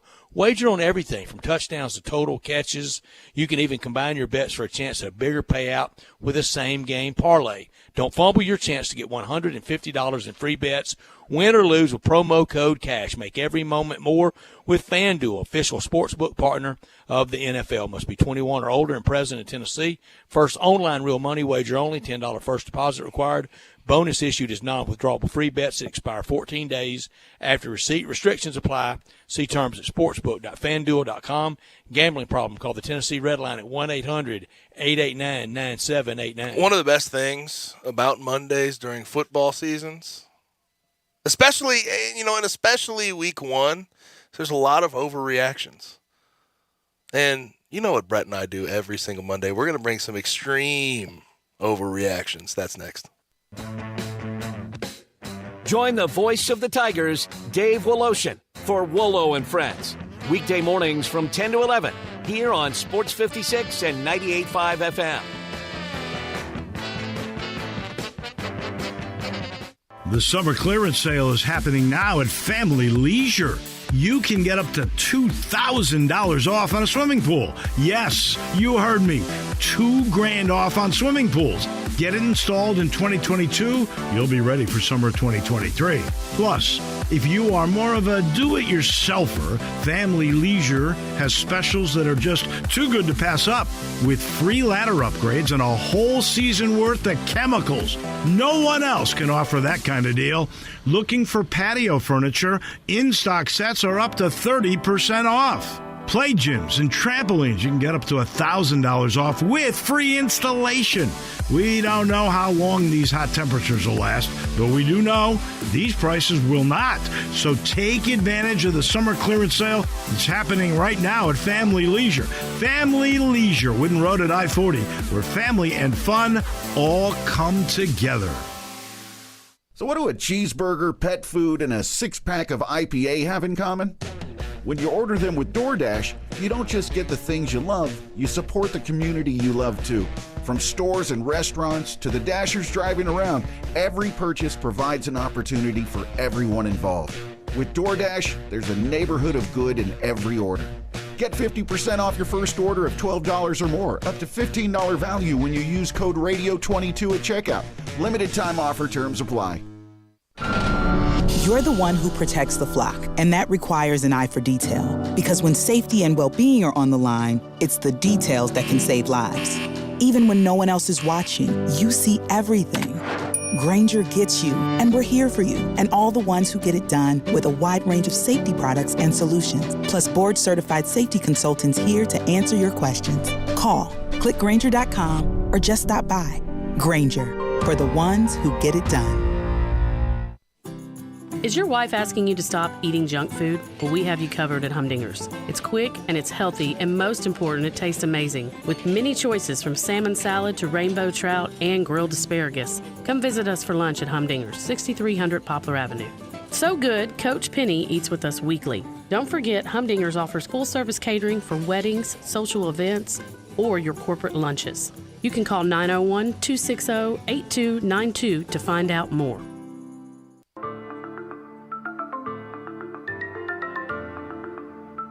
Now, back to Sports Time on Sports 56 and 98.5 FM. This hour is brought to you by the Big Green Egg. How do you want that cooked? Burnt to a crisp or bloody as hell? Here once again are Gabe Kuhn and Brett Norsworthy. I love week 1 of college football season. We're here for the NFL season 2 Thursday. Bills-Rams. Let's go. A week from now, we'll have who won the weekend in the NFL and an extreme NFL overreaction like Mike McCarthy fired. I love overreactions. I really do. They're fantastic. And that's what we get every single week 1 of college football season. People go way overboard. And I'm gonna join them on my overreaction this week, guys. I'm going to join them. And it has to do with the game we saw last night. Want to know why? I think it's over before it started for BK, for Brian Kelly at LSU. Special teams gaffes, stupid plays. Ali Gay, by the way. Sidebar, Ali Gay, that is teach tape of targeting. Of what not to do. He should honestly, should get 2 games. I was going to say 2 or 3. I mean, arrest the man. That was ridiculous. He just straight up launched. That was flagrant. That was. He was trying to hurt him. He was trying to hurt. I mean, he bowed his head Jordan to make Travis. sure he made contact. But between him, the Malik Neighbors mistakes, Keyshawn Butte, I think he deleted basically everything that has to do with LSU on his Instagram. He shut down during the game, couldn't catch a ball. I think it was mostly his fault, though. Unapproachable on the sideline. But that's my what overreaction. A bad look. That's my overreaction. It's over before it started for Brian Kelly at LSU. Well, I listened to about 2 hours of the postgame show last night on WWL, and you just sounded like every single LSU caller to the postgame. Gabe, that was the central theme. Yeah, I would imagine. My overreaction, Florida's back in AR-15. He doesn't even call that. I'm sorry. Anthony Richardson, wearing number 15, is better than Tebow. There we go. I like it. I love that, Brett. He can do more. You know, I'm the guy in the Tebow overrated camp. But hey, that's just me. I'm reacting, but I'm serious. He can do more. He doesn't have the supporting cast Tim Tebow has. If he's good enough this year, he'll be gone, though. If he is good enough this year, I wonder, well, from an NFL perspective, how he's looked at. Right? This may be a little bit of overreaction from my Ole Miss friends. Darn it, Dan Mullen's really good on TV. He is. He is. Yes. I mean, what do you want to do about it? I mean, the coaching last year, he wasn't great. He wasn't so great on the sideline last year. But hey, on TV, why not? He's really good on TV. And who won? That won't be enough of a fix for him, though. He'll want to get back in. And who won? For me, my who won. Mine's easy. Georgia. They asserted a level of dominance Stetson Bennett that we needed to see, and that's another one for me. The defense was smothering.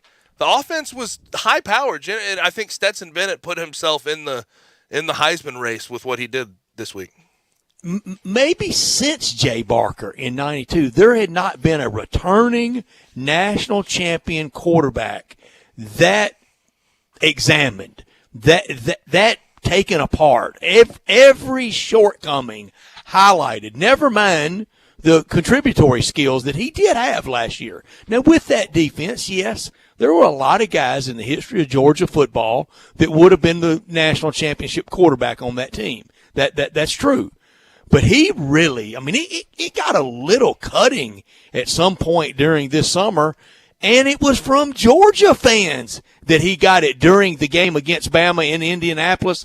I thought he told everybody, back off, Jack. He made all the throws. I don't even know.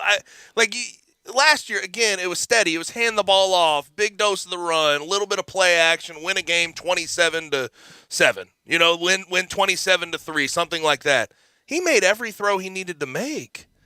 I mean, he elevated that offense. It was not just keeping it steady and just getting them barely over the top. He elevated that offense to a best-in-the-country looking level this week. Gabe, you know what you're watching when you watch games, and I know, and you properly, and it was fair, it justified. You had questions, can Ole Miss replace that number of tackles with Campbell and Robinson, now both making NFL rosters? Chance Campbell's on the Titans, Mark Robinson with the Steelers. Did you watch Kari Coleman and Troy Brown on Saturday? I didn't get to watch a whole bunch of them. They were all over the field, sideline to sideline. I mean, Kari Coleman, first half, every time you heard Glenn Waddle on public address, tackle made by Kari Coleman, number 23. I mean, he was really involved in all the action Saturday. I'm not saying they're going to make people forget the great 1 year that Chance Campbell and Mark Robinson had as a linebacking duo, but it was good to see. Yeah, it's good to see. The defensive front's for real. Now, let me ask this. From a sack getter perspective, doing what Sam Williams did last year can be hard to replace. That's a lot of sacks, a lot of production in college football to go replace. Are there some guys up front you think can do that? Potentially, and one of them inside, J.J. Pegues. Yep, J.J. Pegues. He's big guy, isn't he? He is. He's a big up over guy. 300, isn't he? And he played quarterback in high school. Between Jeremy Liggins and J.J. Pegues, they grow him big playing quarterback in Lafayette County. Where's Jeremy Liggins these days? Do we know? I don't know. He was kicking around AAF, XFL. He was so talented. He was the classic kind of in-between guy at a bunch of different positions. Yeah. But for that Ole Miss team, about finding a quarterback right this second and trying to find what they had last year in the passing game. Yeah, yeah, they need reps still. I mean, we knew replacing Matt Corral wasn't going to be easy. Yeah, and replacing Jeff Levy's tough too, although Lane has a good hold on I thought Jeff Levy had a good day Saturday. Yeah, he did. But also, like Oklahoma, outside of them in the Big 12, I mean, Baylor, I guess, has something there, but offensively, I'm not a big believer in Baylor. Oklahoma is and they have been for a while, but Dylan Gabriel and that Oklahoma offense are the premier offense quarterback for that conference. Like, it's just not even close, I don't think. I was happy for Sam Pittman because Gabe, that offensive line room, nobody loves that bulldozer 5.5, 6 minute offense to run the clock out like they do. You know what? And he turned it over to his big guys, and they did it. Some Tiger fan out there is going to have to tell me how long the drive was as far as plays were concerned. But we played Cincinnati in 2014. It was to get over the hump to finally beat them by a lot. The next year we played a really close game. But we ran 12 minutes off the clock running the ball down there. That's beautiful. Oh, it was fantastic. We got it inside our own 20. And they knew they couldn't stop. 12 minutes off the clock. We get to a fourth down. We act like we're about to kick, and then we just knee on it to end the game. Oh, that feels great. That's a great feeling for an offensive lineman. And I thought Arkansas did a great job running the ball on that Cincinnati front. Rocket Sanders, 20 carries, 117 yards. Looked good. KJ got it going.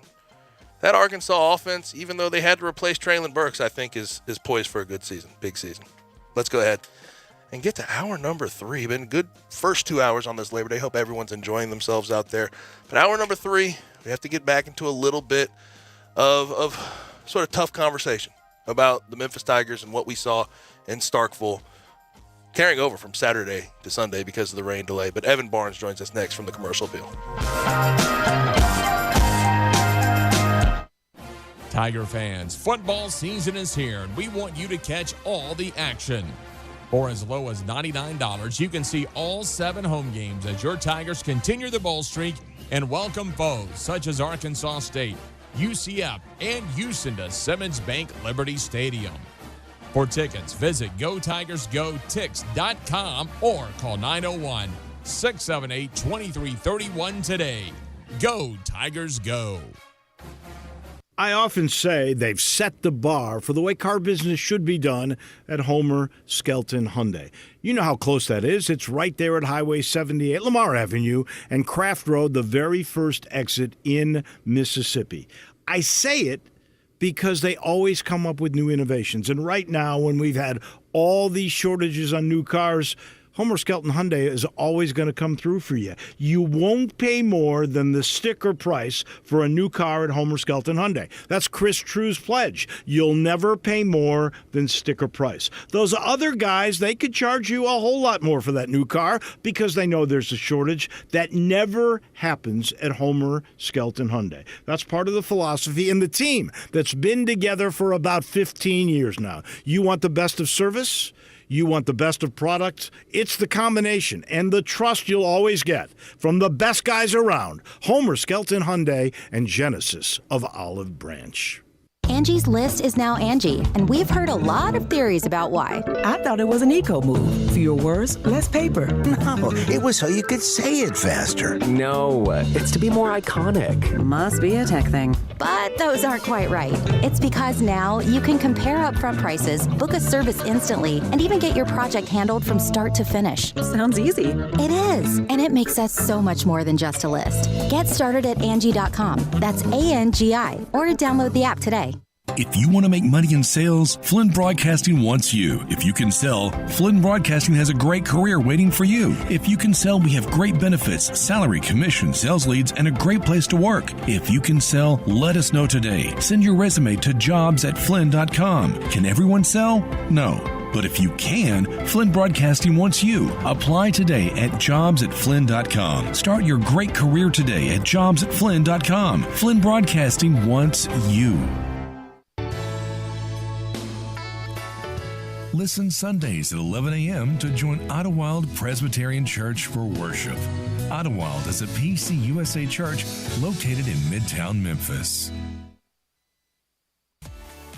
At Jason's Deli, when you're dining in or picking up curbside, you can expect wholesome food and no surprises, just delicious sandwiches, crisp salads, and quick quality meals made with the freshest ingredients and no artificial trans fats, MSG, high fructose corn syrup, or artificial colors and dyes. Around here, a lot of thought goes into what we put into our food and what we take out of it, because you're not just taking a bite, you're getting a taste of who we are. New items are constantly being created to expand our menu for all tastes and special diets with vegan and gluten-free options available. Convenience and on-time delivery you can count on. It's just a click away at jasonsdeli.com, so whether you need to feed 5 people or 5,000, the team at Jason's Deli, they have the credentials and the commitment to keep you satisfied. Freshness is nearby at Jason's Deli with locations at Ridgeway in the Park Place Center, Poplar and Highland, Germantown Road in Cordova, and on Goodman Road in Olive Branch. Jason's Deli. It's wholesome food and no surprises. We are Sports 56, WHBQ Memphis, and W253DF Memphis, Flynn Broadcasting Stations.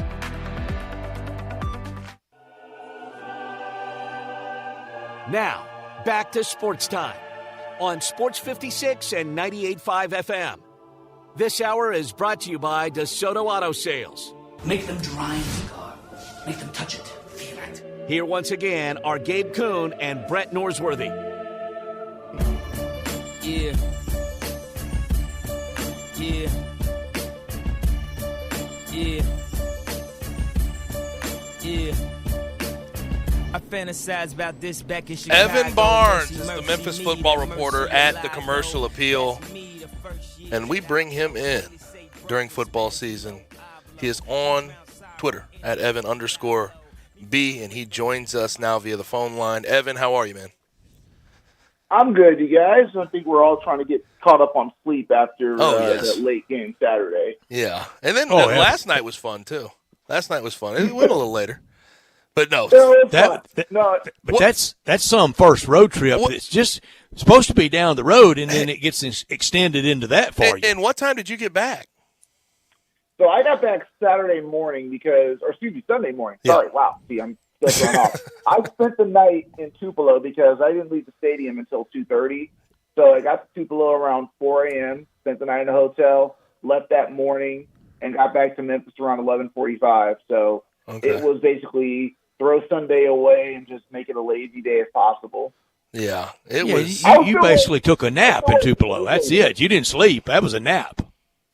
No, 5 hours in the cool hotel. I got what I could out of it, and then caught up on naps during the day on Sunday. And I hate to do this, but I am all for let bygones be bygones, move on, watch the tape, enjoy yourself as much as you can the rest of the weekend as a football player.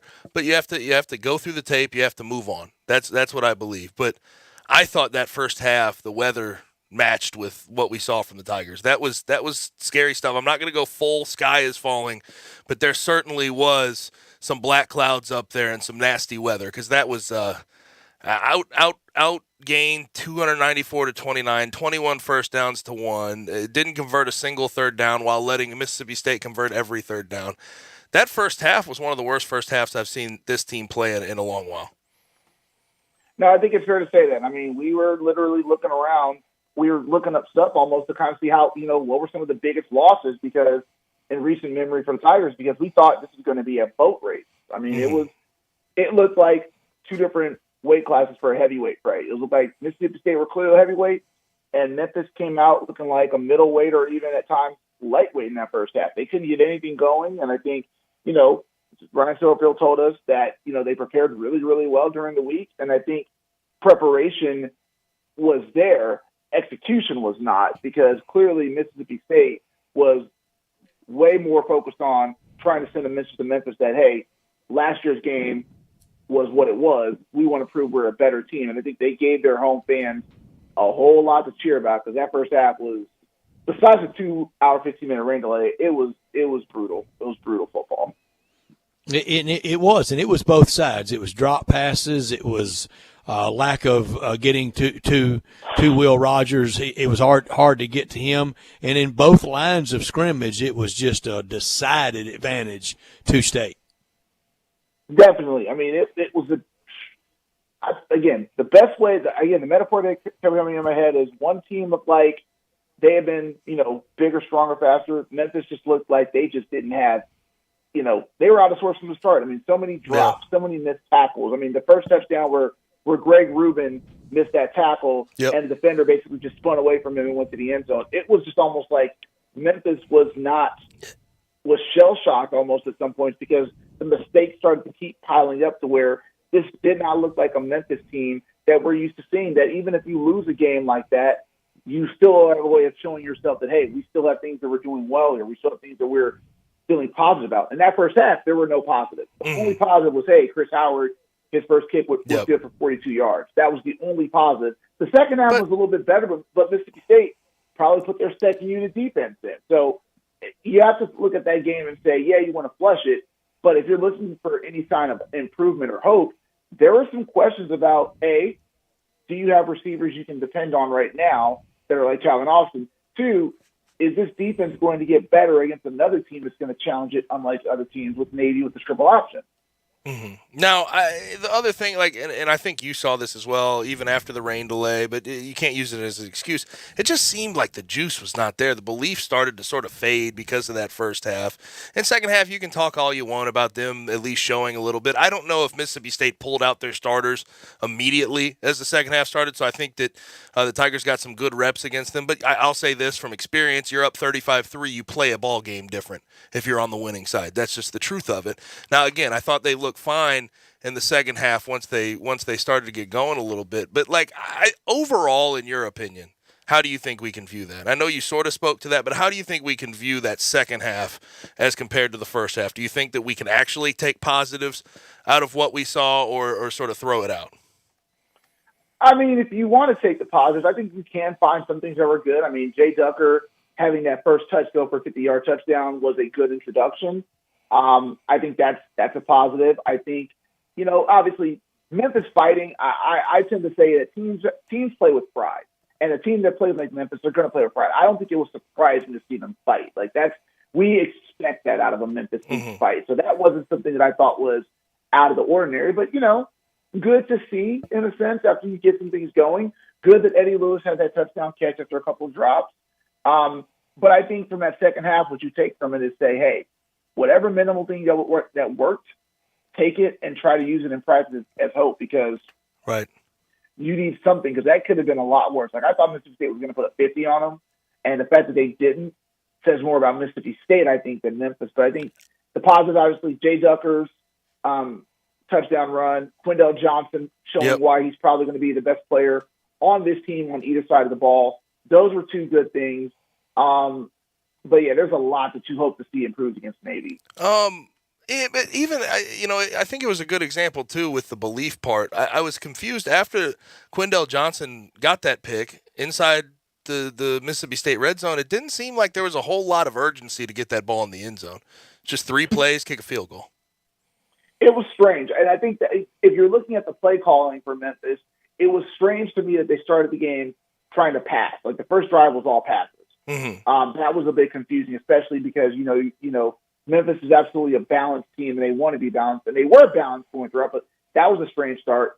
I thought Memphis would have at least tried to punch it in, but I think Mississippi State just had all the answers. I mean, Memphis didn't get a first down; they only had one first down. I think the second first down for Memphis came on the play before Ducker's touchdown. So I mean, they just had no answers, and it was almost like whatever Memphis wanted to do, Mississippi State was basically in their huddle knowing what they were going to do, and they were ready for it. I think that's the one thing where it was like Mississippi State played like a team that scouted Memphis, prepared for Memphis, studied Memphis all summer long, and came out with a game plan that said, we know what you're going to do. Come do it. We got you. Were you as surprised as I was to see defensively the scheme they went with? Very similar to last year, 3 down. They sort of used Jalen Allen as a rover, and he had a pretty good game statistically. But they used him as a rover, sort of blitzed him every play from different angles. But we talked with Matt Barnes like this whole offseason. You hear some of the reports. They have a 4-down package that they want to run. They're going to be very multiple. They stuck in that 3-down the entire game, and it felt very similar to a lot of early games last year where they let the other team dink and dunk. They let Mississippi State dink and dunk, convert a bunch of 3rd downs. It didn't feel all that different. No, it did not. I mean, they basically ran the same. It was the same thing. Like there were maybe a little bit of wrinkles here and there, but we were surprised in the press box that, hey, why is Memphis playing 3-3-5 when that did not work last year? Only because Memphis got picked apart last year, right? They got picked apart. No, I'll say this real quick, Evan, and I'm sorry to cut you off, but they did blitz more. They were more aggressive using linebacker plugs and bringing safeties. They tried to bring a little pressure, but nothing really landed. Yes, and you're right. There were some positives there, and getting 2 takeaways was also something I think was very good. But I was a little bit surprised by that. I think obviously you have to defend this air raid offense as well as you can with whatever you got, and I think that's something I want to see against Navy is kind of what differences Memphis will probably try to do, or will they do the same thing they've always done, which is kind of like that funky formation where your safeties are basically now positioned like linebackers. Mm-hmm. And so I was surprised, but I also think, it's difficult to prepare for an offense where Will Rogers basically do what he wanted to do. His receivers were getting butt naked open, running those mesh routes, running a bunch of other things. It almost felt like Memphis could not keep up in ways just with them. And again, charge into the game where you're facing a team that's bigger, faster, stronger, of course. But on their home field, rain delay. There's a lot of different things that went into what Saturday was, yes. Right, but it does go back to what happened last year where you don't have – not just that you don't have a Calvin Austin or, Sean Dykes, J.J. Russell wasn't on that field. Yep. Dylan Parham wasn't on that field. Jacoby Francis wasn't on that field. Your senior leaders who were your playmakers, they were gone. Yes, Quindell made some good plays. I thought Jalen Allen played well. Obviously, Andrew Jones could have had a pick six. Mm-hmm. But you don't see, you want to see some playmakers start to show. And I think, again, not to just dismiss that game as saying, well, it's a game you expected to lose against an SEC team, but you want to see against Navy a defense that's going to be a little, keep being aggressive, keep making plays, and hopefully get some more stops. Because on 3rd down, they look like another Memphis team from last year where they could not get teams off the field on 3rd down at all. Evan, it sure won't be this Saturday when the Tigers play Navy, 2:30 kickoff in Annapolis. It won't be this Saturday, and I don't know that it will be the rest of the year. Gabe suggested maybe Tanner Mordecai, but will they face another quarterback that calm, that collected, that skilled as Will Rogers again this year? Oh, yeah. They will face Clayton Tune when Houston comes to town. They'll face Holton Ahlers when they go to ECU. And then the final piece will be Tanner Mordecai. I think Memphis facing quarterbacks like Will Rogers, yes, Will Rogers is going to get a lot of touches, but they are going to face at least this season, at least 3 quarterbacks that are experienced, that are going to not get rattled, that are going to see them and say, we are not intimidated by you just because you're Memphis. They have quarterbacks they can trust in, and I think those are the 3 games that you have to keep an eye on. Even UCF with John Reese Plumlee. I mean, he's someone who's played a lot of football. He's played in the SEC. It's his first year down there, but I don't think he's going to be intimidated. So I would say the system they will not see. But as far as a quarterback like Will Rogers, I mean, I would argue Clayton Tune is going to be just as a problem with his legs. Holding the Ahlers just being there for so long is going to be a problem. And Tanner Mordecai in that SMU offense is going to be a problem. He was slinging it against North Texas. They were throwing it all over the field. And they still have good talent on the outside. Rasheed Rice is still there. That SMU team, it's weird. I think they're pretty underrated coming into this season when in reality they should be right there at the top of the conference. Well, I voted them fourth in my preseason media poll for the AAC, so they're right where I think they are. And I think SMU, people are skeptical probably because they have, obviously a new coach in Rhett Lashley, and we've seen their receipts on how they played poorly in November. But SMU is going to be a fine team. If they can play well in November, that season finale for Memphis is going to be an absolute tricky game that they cannot, it could be difficult. They've beaten SMU really well over the years outside of 2020, but that's a game where, hey, I would be worried. But again, that's way down the road. Of course. Right now, I think, and the reason I said it is because you're looking at a Navy team right now that is kind of limping to this game. Right. And you better take care of business if you're Memphis. Yeah. Evan, as much as I sat back and I've talked about this offseason, how hard it's going to be week 1 to week 2 on the road, air raid, and then triple option. I saw some highlights, and actually not even necessarily highlights, of that game Navy played against Delaware. If this Tiger team is going to have a bounce back, going to make people forget about 6-6, this doesn't even need to be a question. This doesn't need to be a scary game. No, I think so. I think Memphis needs to come out this game with the same sense of aggressive play and urgency that they showed at times in the second half. This is a team where you have to look at Memphis and look at Navy and say, they even said it. I mean, Ryan Silverfield, Quindell Johnson, and Seth Hennigan all said, this is a big game. And I don't think they just said it because it was a conference game. I think they recognize there is a sense of urgency that they have to come out, present a better executed product, because if you go 1-1, if you're 1-1 coming back home to Simmons Bank Liberty Stadium, that's a heck of a lot better than being 0-2. And 0-2 with a loss against that Navy team is very, very disheartening. Yes. And again, I think that triple option is going to be a challenge, but I think for Memphis to feel better about itself, they have to take care of business on the road in this 5-game road losing streak they've had since last season. They need to win this game. It may be crazy saying that in week 2, but if you're 0-2 coming back home, and again, as you said, if you lose to this Navy team, a lot of people are going to get louder and louder about where things are going. So it's up to Memphis to put forth a much better effort in front of a crowd that's going to be rough. It's going to be tough. It's going to be passionate, but a crowd that's going to make them have to say, hey, what do we need to do on the road to take care of business so we don't come out looking flat like we did a week ago? Evan, I thought the college football news Friday afternoon was good for the University of Memphis, because it looks like it's going to keep plenty of conferences for other people to have access to, and it sounds like the new plan will have a spot for a group of 5 team in the college football playoffs, 6 champions and then 6 at large. It looks like there's going to be a spot for that. Did you get any reaction from administrators Saturday? Have you had any, or from the coaching staff, Ryan Silverfield in particular? Well, someone asked Ryan Silverfield today about the college football playoff expanding to 12 teams, and basically Ryan said, it's like conference realignment. There's nothing I can do about it. That's his exact quote. It's not going to affect them today, but it's good for the AAC. Obviously, he said, if it's 2026, we'll see where that comes. We'll see about conference realignment, but it's good for where we are currently. That's what he said. But it's something where they have to take care of business first more than anything. That's what he said. Now, if you're looking at this from a Memphis perspective, it's cool if you win the AAC.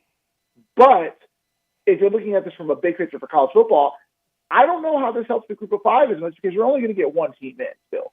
You're going to get 1 team in, and it's probably going to be the team that's a conference champion of either the AAC or the best conference, the best ranked team that wins the conference.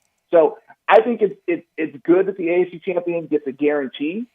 But for Memphis right now, if you're a Memphis fan, that's great. But you got to prove that you're one of the best teams in the AAC first. Mm-hmm. Take care of that business. Then you can start worrying about 2026 and dreaming about that. But, Ryan Silverfield did seem to give an endorsement that it's a good idea, that it's something that can benefit Memphis down the road, but it's something that, again, out of his control, really. Yeah, I get that. But at the same time, having at least some type of guarantee is nice compared to what it was before. Cincinnati had to do everything. It was a battle uphill all last year to get them. For 2 years. They had to do everything right for 2 years. But to get them over the hump last year, even with a win on the road against Notre Dame, everyone else around them had to lose. Ohio State had to have 2 losses. Baylor, every team in the Big 12 had to have 2 losses. So, I mean, some guarantee at least is something. I agree, though, with your sentiment as a whole. Another thing, after the game, how did you feel about Ryan's comments and what he had to say about the game planning on both sides of the ball? I thought it was interesting. I mean, he almost, sounded like he was questioning the game plan, after the game, and I thought that was a little bit interesting. Plus, hearing him give, OC Tim Cranzy and DC Matt Barnes a vote of confidence this early was interesting as well. And Seth Hennigan, did the same for Cranzy as well. I thought that was a concern, not concerning, but it was interesting, just kind of like how, you brought in 2 new coordinators and you knew the game plan was going to be. and then to kind of like basically question whether it was the right one or not. I think it's interesting. And I think that's why I'll be curious to see what kind of looks change for Saturday, because I don't believe he was throwing them under the bus at all. I think he was definitely giving them genuine praise. But I think if you're questioning that already, it kind of makes me wonder, like, oof, like, did Mississippi State really kind of send you guys into a point where you're, where you're looking at everything with a super fine tooth comb? So I was surprised by that, but I also don't think fans should look too deep into that to say, like, well, should we start second guessing Cramsey and Barnes? No, I don't think that's what Ron Silver was doing. I think he was just trying to search for answers, and if it so happened, that was what he said. But it was definitely interesting to hear that after game one. Mm-hmm. Yeah, and I think there's some thing like we already talked about earlier in this conversation, the defensive side. I was interested to see how they came out in that 3 down, very similar to last year. Like there was no real obvious differences besides maybe lighting it up and trying to blitz more, although those blitzes didn't land. And here's the question too, with the 3 down front versus a 4 down front.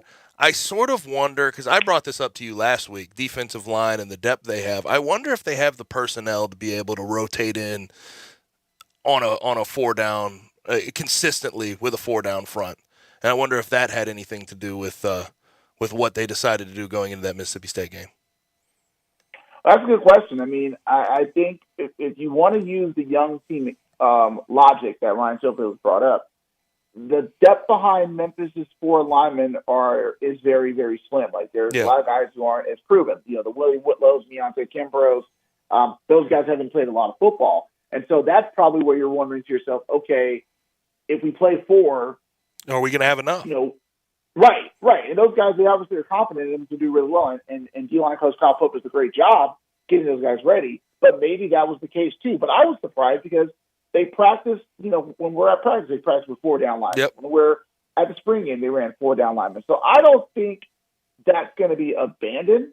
And we're definitely going to, what we see on Saturday will not be a 4-3-3-4 scheme because obviously you can't. No. The triple option again forces you to basically play a scheme you're probably going to use once and then get rid of.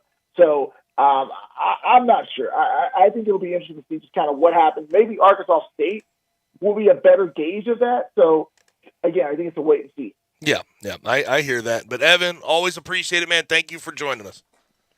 I appreciate you guys. Y'all take care. Yes, sir. Thank you, Evan. Evan Barnes with the Commercial Appeal covering the Tigers on the road this week at Annapolis for the AAC conference opener and need to get on the good track there in Annapolis against Navy. This hour of our show brought to you every day by DeSoto Auto Sales at 5704 Goodman Road and online at DeSotoAutoSales.com. Very proud to serve DeSoto County and the surrounding area. All the cars test-driven, all thoroughly examined, checked out bumper to bumper, head-to-toe, unlimited inventory, every make, every model. And if it's not on the lot, they'll find that special car just for you. No shortcuts at DeSoto Auto Sales. You walk in, and you're treated like family by kind, courteous employees, laid-back atmosphere, down-home environment, and they care about your time. They want you to enjoy the ultimate car experience. You walk in, find the car, test drive the car, credit approved, paperwork completed. You're out of there in 45 minutes or less.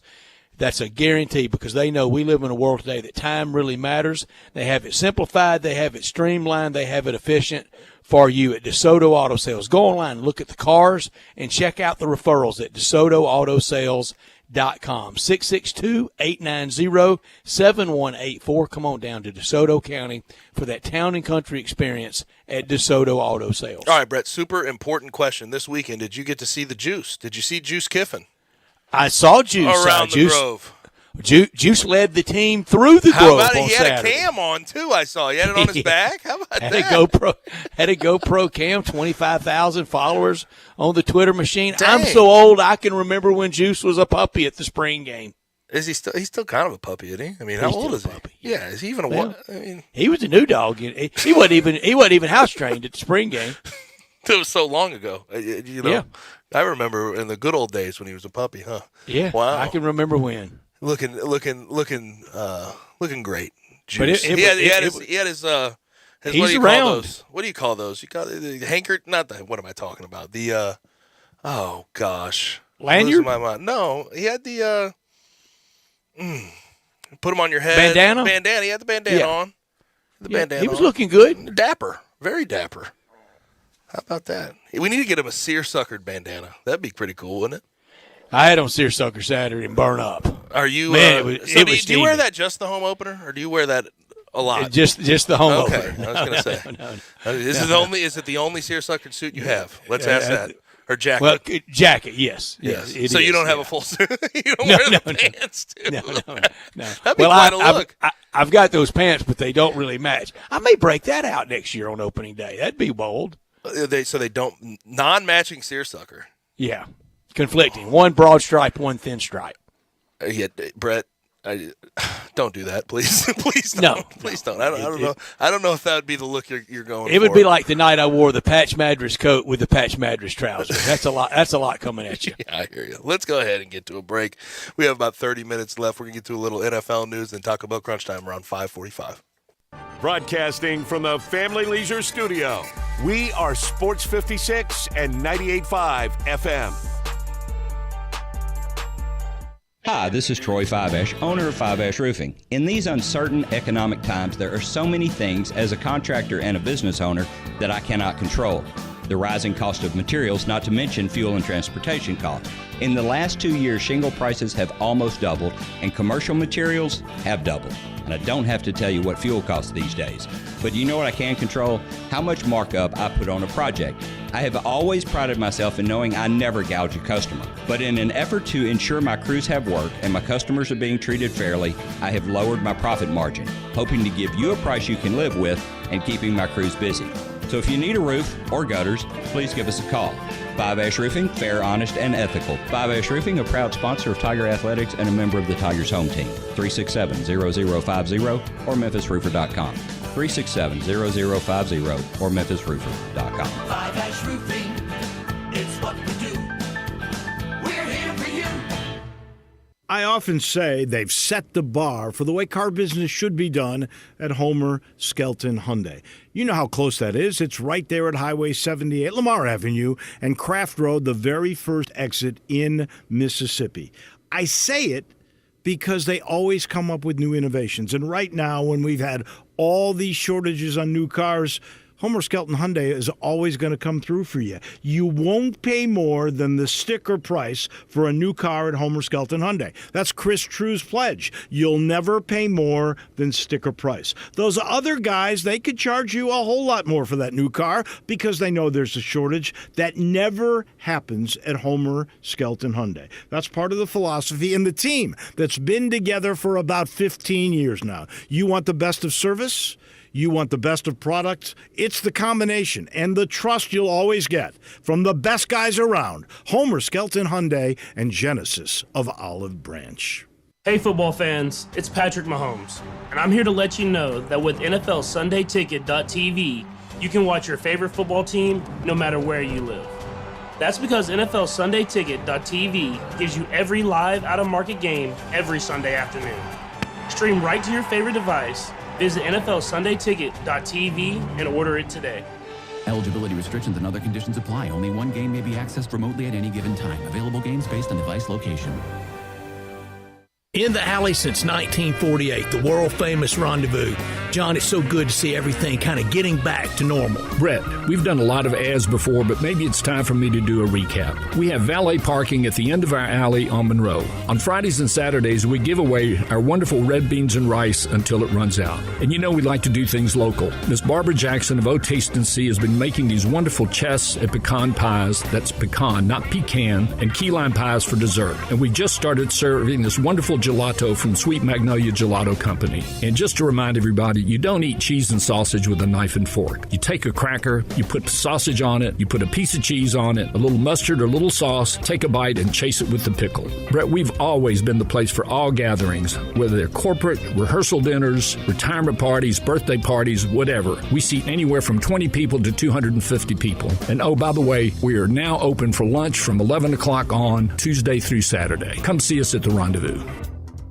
Tired Tired of living with chronic joint pain from arthritis or injury? Stop with the steroids and pain meds and don't have surgery until you check out regenerative medicine at QC Kinetics. These therapies can help the body have long-term relief of your pain. Meet Dr. Justin Garzone, Medical Director at QC Kinetics. We use your body's own healing properties, highly concentrate them, and then use that to restore and repair the damaged tissues in your joints. This is a cutting-edge natural solution from local medical professionals. We have a team of medical assistants, physician assistants, nurse practitioners, and physicians that are trained specifically just to do regenerative medicine. And Dr. Garzone speaks from personal experience. Before joining the QC Kinetics team, he was an actual patient. I am now pain-free. You too can get lasting relief from joint pain. Call QC Kinetics now for your free consultation. Call QC Kinetics, 901-445-1010. That's 901-445-1010.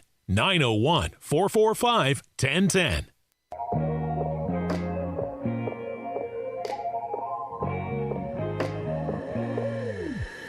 Now, back to Sports Time on Sports 56 and 98.5 FM.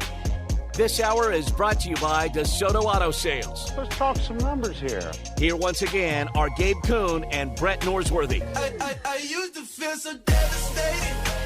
Back rolling. About 30 minutes left on this Labor Day Monday edition of Sports Time on Sports 56 with Gabe and Stats. I'm Gabe. He is Stats. In studio with me in the Family Leader Studios is Brian Dacus producing the program. We're here, though.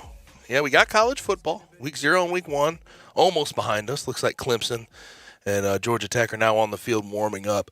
But the NFL season is upon us as well. And Game 1 will be on Thursday Night Football. Amazon, shout out. Did you see the broadcast on Amazon, by the way, Brett? No, I haven't. Okay. This week's on NBC. It's on NBC. Oh, it's on NBC. Yeah. Then it's going to be going forward on Amazon. Yeah, sorry. My mistake. They need to just a little bit of keep it the same. My brain works a certain way. But NBC this week, I then haven't Amazon seen going an Amazon forward. game, and I won't. Why? Oh, because again, Brett, we can talk about this. I can give you the login. It's not illegal. It's fine. I don't know how to run it through my TV. You have a laptop, right? I do. I'm not watching games that way. Well, what about an HDMI cord? You can plug it into your TV. I have no idea what that is. What's it cost? It's what you plug your cable box in to your TV using. I'm not spending anything else to add more TV. You'll probably have an HDMI cord. No more Gizmo. No more anything. You have an HDMI cord laying around somewhere, Brett. I bet I don't. Yes, you do. Do you watch HDTV? Do you have HDTV at your house? I do. Then you have an HDMI cord. Case settled. Case is settled. You can plug in your laptop. I'll give you the login and we can handle this. But anyway, it'll be on NBC, regardless, Bills versus Rams. Matt Stafford, the Rams have made an announcement today, and he has come out and said in a presser that he has no limitations going into the year. And obviously the elbow is the big issue with him. He's up in his 30s now. Sean McVay earlier in the offseason got his Super Bowl. Yeah, but Sean McVay earlier in the offseason said it's very similar like to a pitching injury in baseball, which is a scary thought. But how much is this steering you away from the Rams this year? A lot of it, and them getting theirs, they feel very satisfied. They look satisfied, and it starts on top with Kroenke. He went all in for that one. Do everything you can, and a lot of his reasons didn't have anything to do with Sean McVay getting one and Matt Stafford getting one. He wanted to maximize that building, lock in future tenants and skyboxes and suites and signage off of a Super Bowl championship, and he did. So here's the thing. Like, I look at the NFC, and the Rams are still in my short list of NFC winners just because of what they brought in this offseason and what they have still. Matt Stafford showed me what he can do. Cam Akers is going to be fully healthy. Cooper Kupp was the leading receiver, won the Triple Crown, receiving Triple Crown last year. Offensive Player of the Year guy. They brought in Allen Robinson. I think Allen Robinson next to Cooper Kupp can have a revitalized year. He can get 1,000 yards if he really wanted to. On the defensive side of the ball, you bring in Bobby Wagner. I still, as much as I am concerned by Matt Stafford and that elbow and it being a potential issue this year, I'm not talked off completely of the Rams. Now, if you have a big issue with Matt Stafford where he can only throw 15 passes a game, or you have to dramatically change the game plan going into the year, I guess I could be talked off. It still seems like a 10, 11, 12 win team to me. I have the Rams as second in the West and the first wild card. So that means opening weekend they would open at the 4 seed, and that would be Dallas, and they sure could win that game. But no, I don't have them. I don't have them in my. Obviously, I have them fifth. I think the Super Bowl winner. This is the tough if question, there's a winner though. out of the NFC, is Green Bay, San Francisco, or Tampa Bay. So here's the tough question, though. In the NFC, out of those 3 teams you mentioned, and obviously that doesn't mean it has to be your number 1 seed in the NFC because things happen. People have easier schedules. Strength of schedule can affect wins and losses. We know this. Who runs the NFC to you? Who is the team if you're placing Aaron a wager Rodgers today? You think it's the Packers? Mm-hmm. Okay. And with the Packers though, it's going to be a different style. I mean, this is wide receiver wise, you have Alan Lazard as number 1. I'm not convinced he is a bona fide number 1 guy after losing Devontae Adams. So there's going to be a little bit of drop off offensively. I think defensively is where they're going to make their money though. I like them as a top 5 defense this year. That Green Bay Packers group. I think it will be the best defense Aaron Rodgers has ever had. Yeah, and draft Quay Walker. You're going to have a lot of talent on that side of the ball, and Jair Alexander. But we've been here a bunch healthy. of times with Aaron Rodgers in Green Bay. Yeah, we have. But I'll buy it again. And I like Matt LaFleur. They seem to have a chemistry at least during the regular season. Now we can have conversation. I think the AFC is stronger than the NFC going into opening weekend. We could have conversation after conversation about the Packers not getting over in the playoffs. I know that, generally speaking, this is, again, 10-plus win team. Now, AFC, best roster by a whole lot is the Bills, but we saw them lose last year in the divisional round. What's the second best AFC roster? Second best AFC roster, second best outside of the Bills, because the Bills I thought did Chargers? a lot. I think so.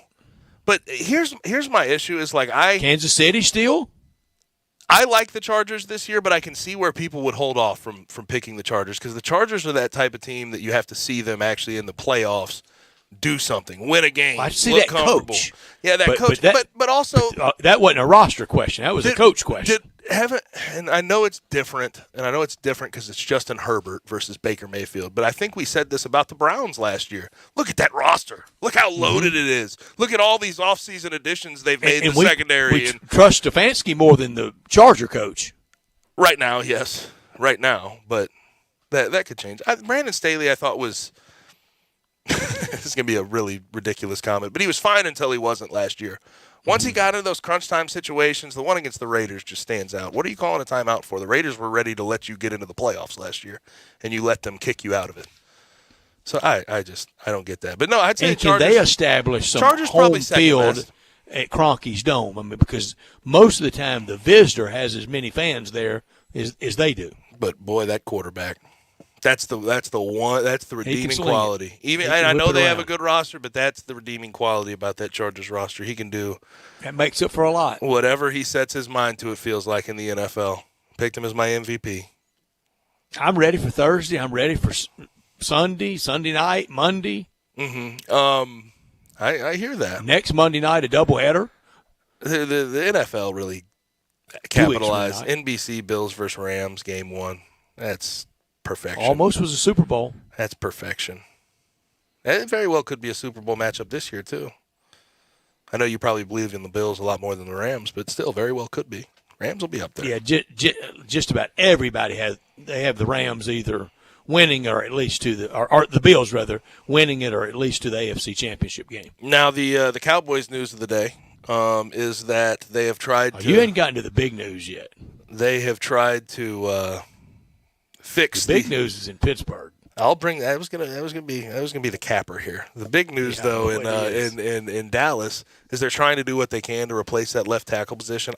Their move today doesn't give me a lot of hope that they're going to be able to do it. It's too late. They went in the off season. Jason Peters. They signed to their practice squad and they'll probably bring him great up. 10 years ago. He's 40 years old. I watched him last year. He can barely move anymore. Gabe, not only am I old enough to remember Juice as a puppy, I'm old enough to remember Jason Peters as a tight end for Houston Nutt at Arkansas. But listen, he has been an unbelievable left tackle for years, for 15-plus years in the NFL.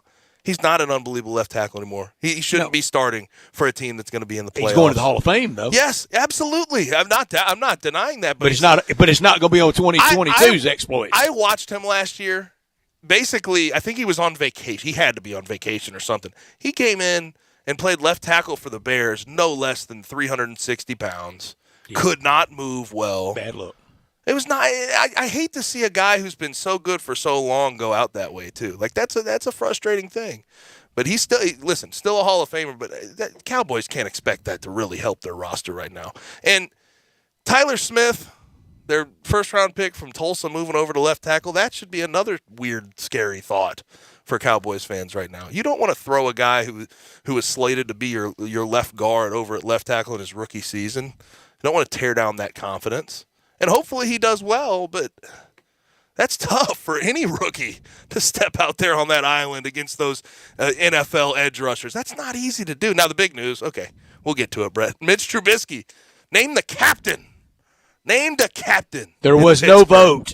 He was named it. He was not elected to it.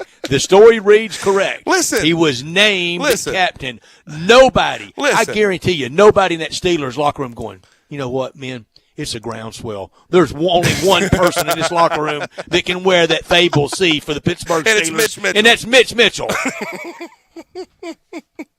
Hey, listen, you can say what you want. I trust Mike Tomlin to name the right captains. I trust him. You should, and too. Mike Tomlin, I trust. You should, too. And Mitch Mitchell, I don't. Come on. People at North Carolina are stunned he's captain of the Pittsburgh Steelers. Mitch is not a bad guy. Like, Mitch probably is respected in the locker room. Like, he's respected. I hope so. But I'm talking about his play. Nobody respects his play. Maybe he'll revitalize his career. You ever think about that, Brett? Does that ever cross your mind? Give me a story. Give me a comp to Mitch Mitchell saving his career. Who did it? Ryan Tannehill, maybe? That's kind of, I guess. Yeah. I can't really think of anything outside of that. Can't either. Yeah. I mean, come on. He could do it. It's a good organization. But he does have that guy behind him that they're probably going to try to force him out with pretty quickly. Kenny Pickett looked good during the preseason. But come on. Name the captain. But I have to assume, though, week one he's the starter if they're naming him a captain, right? Like, there's no other way to take that. And, okay, so he gets to go out for the coin toss. I mean, I didn't think at that level we were playing almost Little League politics with captaincies. Let me ask this. Do you think he gets replaced by Kenny Pickett during the year? As captain or as starting quarterback? Starting quarterback. Both. By what week? In season. Do you want to have we want another over-under bet after the Lamar Jackson? No over-under lunch bet? You're not into it? Let's say week 7. That's getting close. Week 8. I'll give you week 8. Let me see when they're by. Let me look up their by tonight, and I'll get back to you. So what's the name of that cord I got to look for tonight? The HDMI. Okay. HDMI. But I could find a Gutenberg Bible in my house easier than that HD cord. It's plugged into your TV. It can't be that hard. I never get on the backside of the TV. That's none of my business right there. Just come on and work. That's all I want. So you are adamantly against this Mitch Trubisky. Almost as much as I am Amazon. Being named the captain of the Pittsburgh Steelers. It's breathtaking. You saw him in Chicago, didn't you? Yeah. Did you ever think he'd be captain of the Steelers? No, I didn't. But listen. Things change, right? He looked decent. But usually you get rewarded all that after the change. And what do we talk about with quarterbacks too when they come out? And it's funny because I really am protecting Mitch Trubisky, and this is not who I should be playing right now, but I'm going to do it anyway. I'm being devil's advocate. What do we talk about with quarterbacks all the time? Situation coming into the NFL. I wouldn't say the Bears was always a losing situation. That was not an easy situation to come into with Matt Nagy, although at first the early part of Nagy, it looked okay. By the end, it was ugly. It was disgusting. No help, no line. Had Jason Peters. It was over at left tackle. Right. So I I mean, I'm not saying he's going to be a world beater and he's going to be a top 10 quarterback, even top half quarterback. But seriously, I'm trying to think of guys that are big. Now, Steve Young did it. There's your one. Steve Young with the Buccaneers to Steve Young with the 49ers. He sure transformed things. I don't think it'll be that much. No. Yeah, let's leave that one out of it. I don't know if that's. But it's hard to do. I mean, you're either going to do it early or you're not. I don't see why Mitch can't be serviceable as the quarterback of the Pittsburgh Steelers. Serviceable. Decent wide receiver core, young wide receiver core. Deontay Johnson, Chase Claypool. Looks like George Pickens get through this year. Is that deserving to be named captain, to be the serviceable bridge guy for 1 year? And you know this as well as I do. Quarterbacks, because of how much they have to command an offense, how much they have to use their voice. But there was no. It almost no, but it almost facilitates itself where you have to have a quarterback named captain. And how many captains did they vote? Did not vote? How many captains did they name? I don't know. I saw who was it named 7 captains? It's like the Bucks or something named 7 different captains. It's a lot. It's a lot of captains. But let's go ahead and get to our final break of the day. When we come back, Taco Bell Crunch Time. You already know you can listen to Sports 56 anywhere with the Sports 56 app or at sports56whbq.com. But you can also watch us daily with live video of all of our shows on Twitter, Facebook, YouTube, and Twitch. The summer clearance sale is happening now at Family Leisure. You can get up to $2,000 off on a swimming pool. Yes, you heard me. $2,000 off on swimming pools. Get it installed in 2022. You'll be ready for summer 2023. Plus, if you are more of a do-it-yourselfer, Family Leisure has specials that are just too good to pass up, with free ladder upgrades and a whole season worth of chemicals. No one else can offer that kind of deal. Looking for patio furniture? In-stock sets are up to 30% off. Play gyms and trampolines, you can get up to $1,000 off with free installation. We don't know how long these hot temperatures will last, but we do know these prices will not. So take advantage of the summer clearance sale. It's happening right now at Family Leisure. Family Leisure, Wooden Road at I-40, where family and fun all come together. Welcome to Triumph Auto Sales, where you'll have a great car buying experience. Triumph Auto Sales is your #1 source of quality pre-owned vehicles, ranging from lease returns to new car trades, all at huge savings. Plus, Triumph has a full array of financing options to meet your needs. Find your next car online at triumphautosales.com or stop in today at 4875 Elmore Road. Triumph Auto Sales will help you get the vehicle you want at the price you need and the service you deserve. For a great car and a great experience from a local and family-owned business, visit Triumph Auto Sales. Attention sports fans, your favorite sportsbook, BetUS.com, is back for our 28th year of NFL action. With the industry's biggest sign-up bonus of up to 200%, BetUS offers our members the opportunity to cash in on all your favorite leagues, including NFL, NBA, MLB, and more. We've also got hundreds of new casino games, including the coolest European slots, and our live dealers are waiting for you with the tables. You need a sportsbook with integrity, longevity, and you need to know you're gonna get paid. You need a sportsbook that offers everything, including live betting, MMA, golf, horses, esports, and all kinds of crazy bets. Call today at 1-800-79-BET-US. That's 1-800-79-BET-US, and they will walk you through setting up an account. Nobody in the industry gives better bonuses than BetUS. Join now. Mention BetUS 2022, and you can get up to 200% in bonuses on your first deposit. Nobody beats that. Head to BetUS.com and join today. That's BetUS, where the game begins. I don't know. Can you just pick something and order? Yeah, but anyway, where are you at? You don't... It only takes 2 seconds of distracted driving to become a statistic. You can lose your driving privileges, your vehicle, face jail time, or even lose or take a life. Slow down, Memphis. The life you save may be your own. Brought to you by the Memphis Police Department, Traffic Operations. Now, back to Sports Time on Sports 56 and 98.5 FM. This hour is brought to you by DeSoto Auto Sales. I couldn't believe it either, but that thing runs like new. Here once again are Gabe Kuhn and Brett Norsworthy. My nail tech knows how to keep a little secret. I don't wish for my success, I speak it.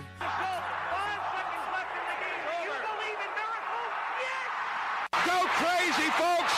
Go crazy! This is for all the biggest crunch time. You are looking live. In your life have you seen anything like that? Goodbye! Hello, Haskins. It's obviously crunch time. Hammer, nail, coffin, this baby is over. The double steak grilled cheese burrito, so good. Double the steak with nacho cheese sauce, seasoned rice, red strips, sour cream, and the 3-cheese blend wrapped inside a warm flour tortilla, with even more 3-cheese blend grilled on the top. The double steak grilled cheese burrito, it hits the spot now at Taco Bell. And at Taco Bell, when they say they are feeding people's lives with unexpected good, they mean it. Bowl food you can't get anywhere else. Brett, what I learned today is we have updates and the home run chases that are the end of the year here in the MLB that we're all paying attention to very closely. Aaron Judge trying to break the Yankees franchise record. He hit his 54th today. Hit his 54th. Well done by him. He's on pace for 64, I believe, to end the year. That would get him past the Yankees franchise record of Roger Maris. Also, Albert hit number 695 yesterday. He's on pace for 699. So he, if the pace sticks, he'll at least get past A-Rod, and y'all know that's for today. That's what I want. He's 0 for today, but how magical was that last at bat versus the Cubs? It was great. I mean, Cards win 2-0 on a 2-run home run by Albert to get him to 695. That was perfect. And I thought Danny Mac killed the call. I mean, Danny Mac did an unbelievable job with the call. Rightly shut up. Yes, Danny Mac. That was fantastic. Also, Cardinals, if you pay attention to the standings, they're up 8.5 games on the Brewers. And I think you texted it to me this weekend. Brewers are just seat warmers for the NL Central for the Cardinals Always to take over at the end. They always have been. Brewers winning right now 6-4 in the 8th. Cardinals losing 5-zip in the 8th. Do we have magic number talk yet? 20. Okay, there we go. I texted you that as well. Okay, I was just saying we hadn't mentioned it I'm sorry, today. 21. Yeah, 21. we hadn't mentioned it today. We need to get our magic number 21. out there, yeah. I learned a couple of things this weekend. One, Arkansas season to be great, it depends on KJ Jefferson, like Ole Misses did last year for Matt Corral, like Mississippi State season relies on Will Rogers. If they're going to be great, it depends on Will Rogers. Alabama, Bryce Young, he got a little separation. A little. C.J. Stroud could have had that big Heisman moment. He was good Saturday, but he didn't have that big moment. And Quinn Ewers, he needs to learn the toe zones on campus at Texas. Mm-hmm. What I could have done without, a couple of things. Michigan quarterback competition. Did you hear Cade McNamara, what he had to say? Obviously, he got the start in Game 1 versus Colorado State. But he was not hiding how he felt. He said, I'd definitely say it's pretty unusual. It was kind of a thing I wasn't expecting by the end of camp. I thought I had my best camp, thought I put myself in a good position, and that was just the decision that Coach went with. So he's talking against Jim Harbaugh. That doesn't usually end up all that well. Also, Serena Williams seems to be done with her tennis career, and I thought she had a valiant effort the other night, did a good job, went to a match point about 5 different times, was just trying her hardest, but I don't think she was in good enough shape to really get over the top of the U.S. Open this year. But Margaret Court came out today, of course, she holds the record for women's Grand Slam singles titles with 24. Serena only has 23, but she did an interview with the Daily Telegraph, and she sort of took the opportunity to say, I've always appreciated Serena, but Serena's never appreciated me back. She also mentioned basically how much she's put upon and how she's not remembered as fondly as she should be remembered. She basically gave, in this interview, the how come no one's talking about me angle of the Serena Williams story, and I just thought that was bad taste. Yeah, that's a bad look. Kind of the opposite of, don't you know who I am? It was never good when you have to remind somebody who you are. I could have done without a couple of things. Iowa wins 7-3 over South Dakota State with the 2 safeties and a field goal. That's everything but a rouge. Only 5 passes completed by Navy in their loss to Delaware. Only 27,000 people at the Rose Bowl for UCLA Bowling Green. No, that was not 27,000, Brett. No, it was closer to 27 than it was to 27,000. They lied. Not a chance. They lied. And this news just breaking: LSU D tackle Mason Smith, season over. Knee jumping injury. Around. What a rough night for LSU. What a awful start. Did you know the tight end that that didn't get out of bounds. Mason Taylor is Jason Taylor's son and Zach Thomas's nephew. How about that? But that situation, Mason Smith, right? Yeah. That was brutal. Jumped up and just landed ACL torn. Oh, Did you see the defensive tackle wearing number 21 for Florida? We talk about Gilbert Brown and Ted Washington. I started to text you that Saturday night, but I was comatose. I'm sorry. Apparently, they were talking about on the broadcast he's lost weight. He looked like he was a good 360, 370. 390 if he's an ounce. Massive. Man. And he can play. His rear end is wider than the front of my car. What kind of car? What kind of car do you have? You have that? You know what Chevy. I drive. You got Chevy. Chevy. Around is it a Malibu or is it different? Yeah. Okay, yeah. Big man in the middle for Florida. Also, I loved him. Sidebar, and I meant to mention this off the top of the show, but did you guys see the hook and ladder that Germantown beat Whitehaven with 24-21? I think more teams should run that. I'd run it once a game if I was a coach. That and the quarterback throw around. Toss sweep to the running back and the quarterback go on a wheel route. I'd run it once a game if I could. But no, there was under 15 seconds to go, and that was at Play Whitehaven. of the year. Germantown, now to start the year, has beaten CBHS, MUS, and Whitehaven. Wow. Get you some. That's big time. Wow, that's unreal. What I'm looking forward to tonight, we have one more college football game. DJU, that's what we're watching, isn't it? Bounce back or no bounce back? What are we calling Bounce it? back. Okay. Also, Jeff Collins at Tech. I don't know how both he and Josh survived last year. They both need big years. And a lot of baseball tonight. White Sox at Seattle, Bryant. Yeah. It's going to be a good game. The White Sox have yet to lose a game since old Skip hit the mend. There you go. Giants and Dodgers. Second game of J's and O's. Giants-Dodgers, too late. MLB Network game. How about that? Giants just fell short this year. Yeah. It's a tough division. I get that, but dang. I expected a little bit more out of what they were going to get, especially considering what they were last year. They were decent. But that's all we have for today. Thanks for joining us. Thanks to Jalen, Allen, David, Cobb, and Evan Barnes for their contributions to the show. For Brett, for Brian, I'm Gabe. Enjoy your night and be safe. We'll meet back here tomorrow.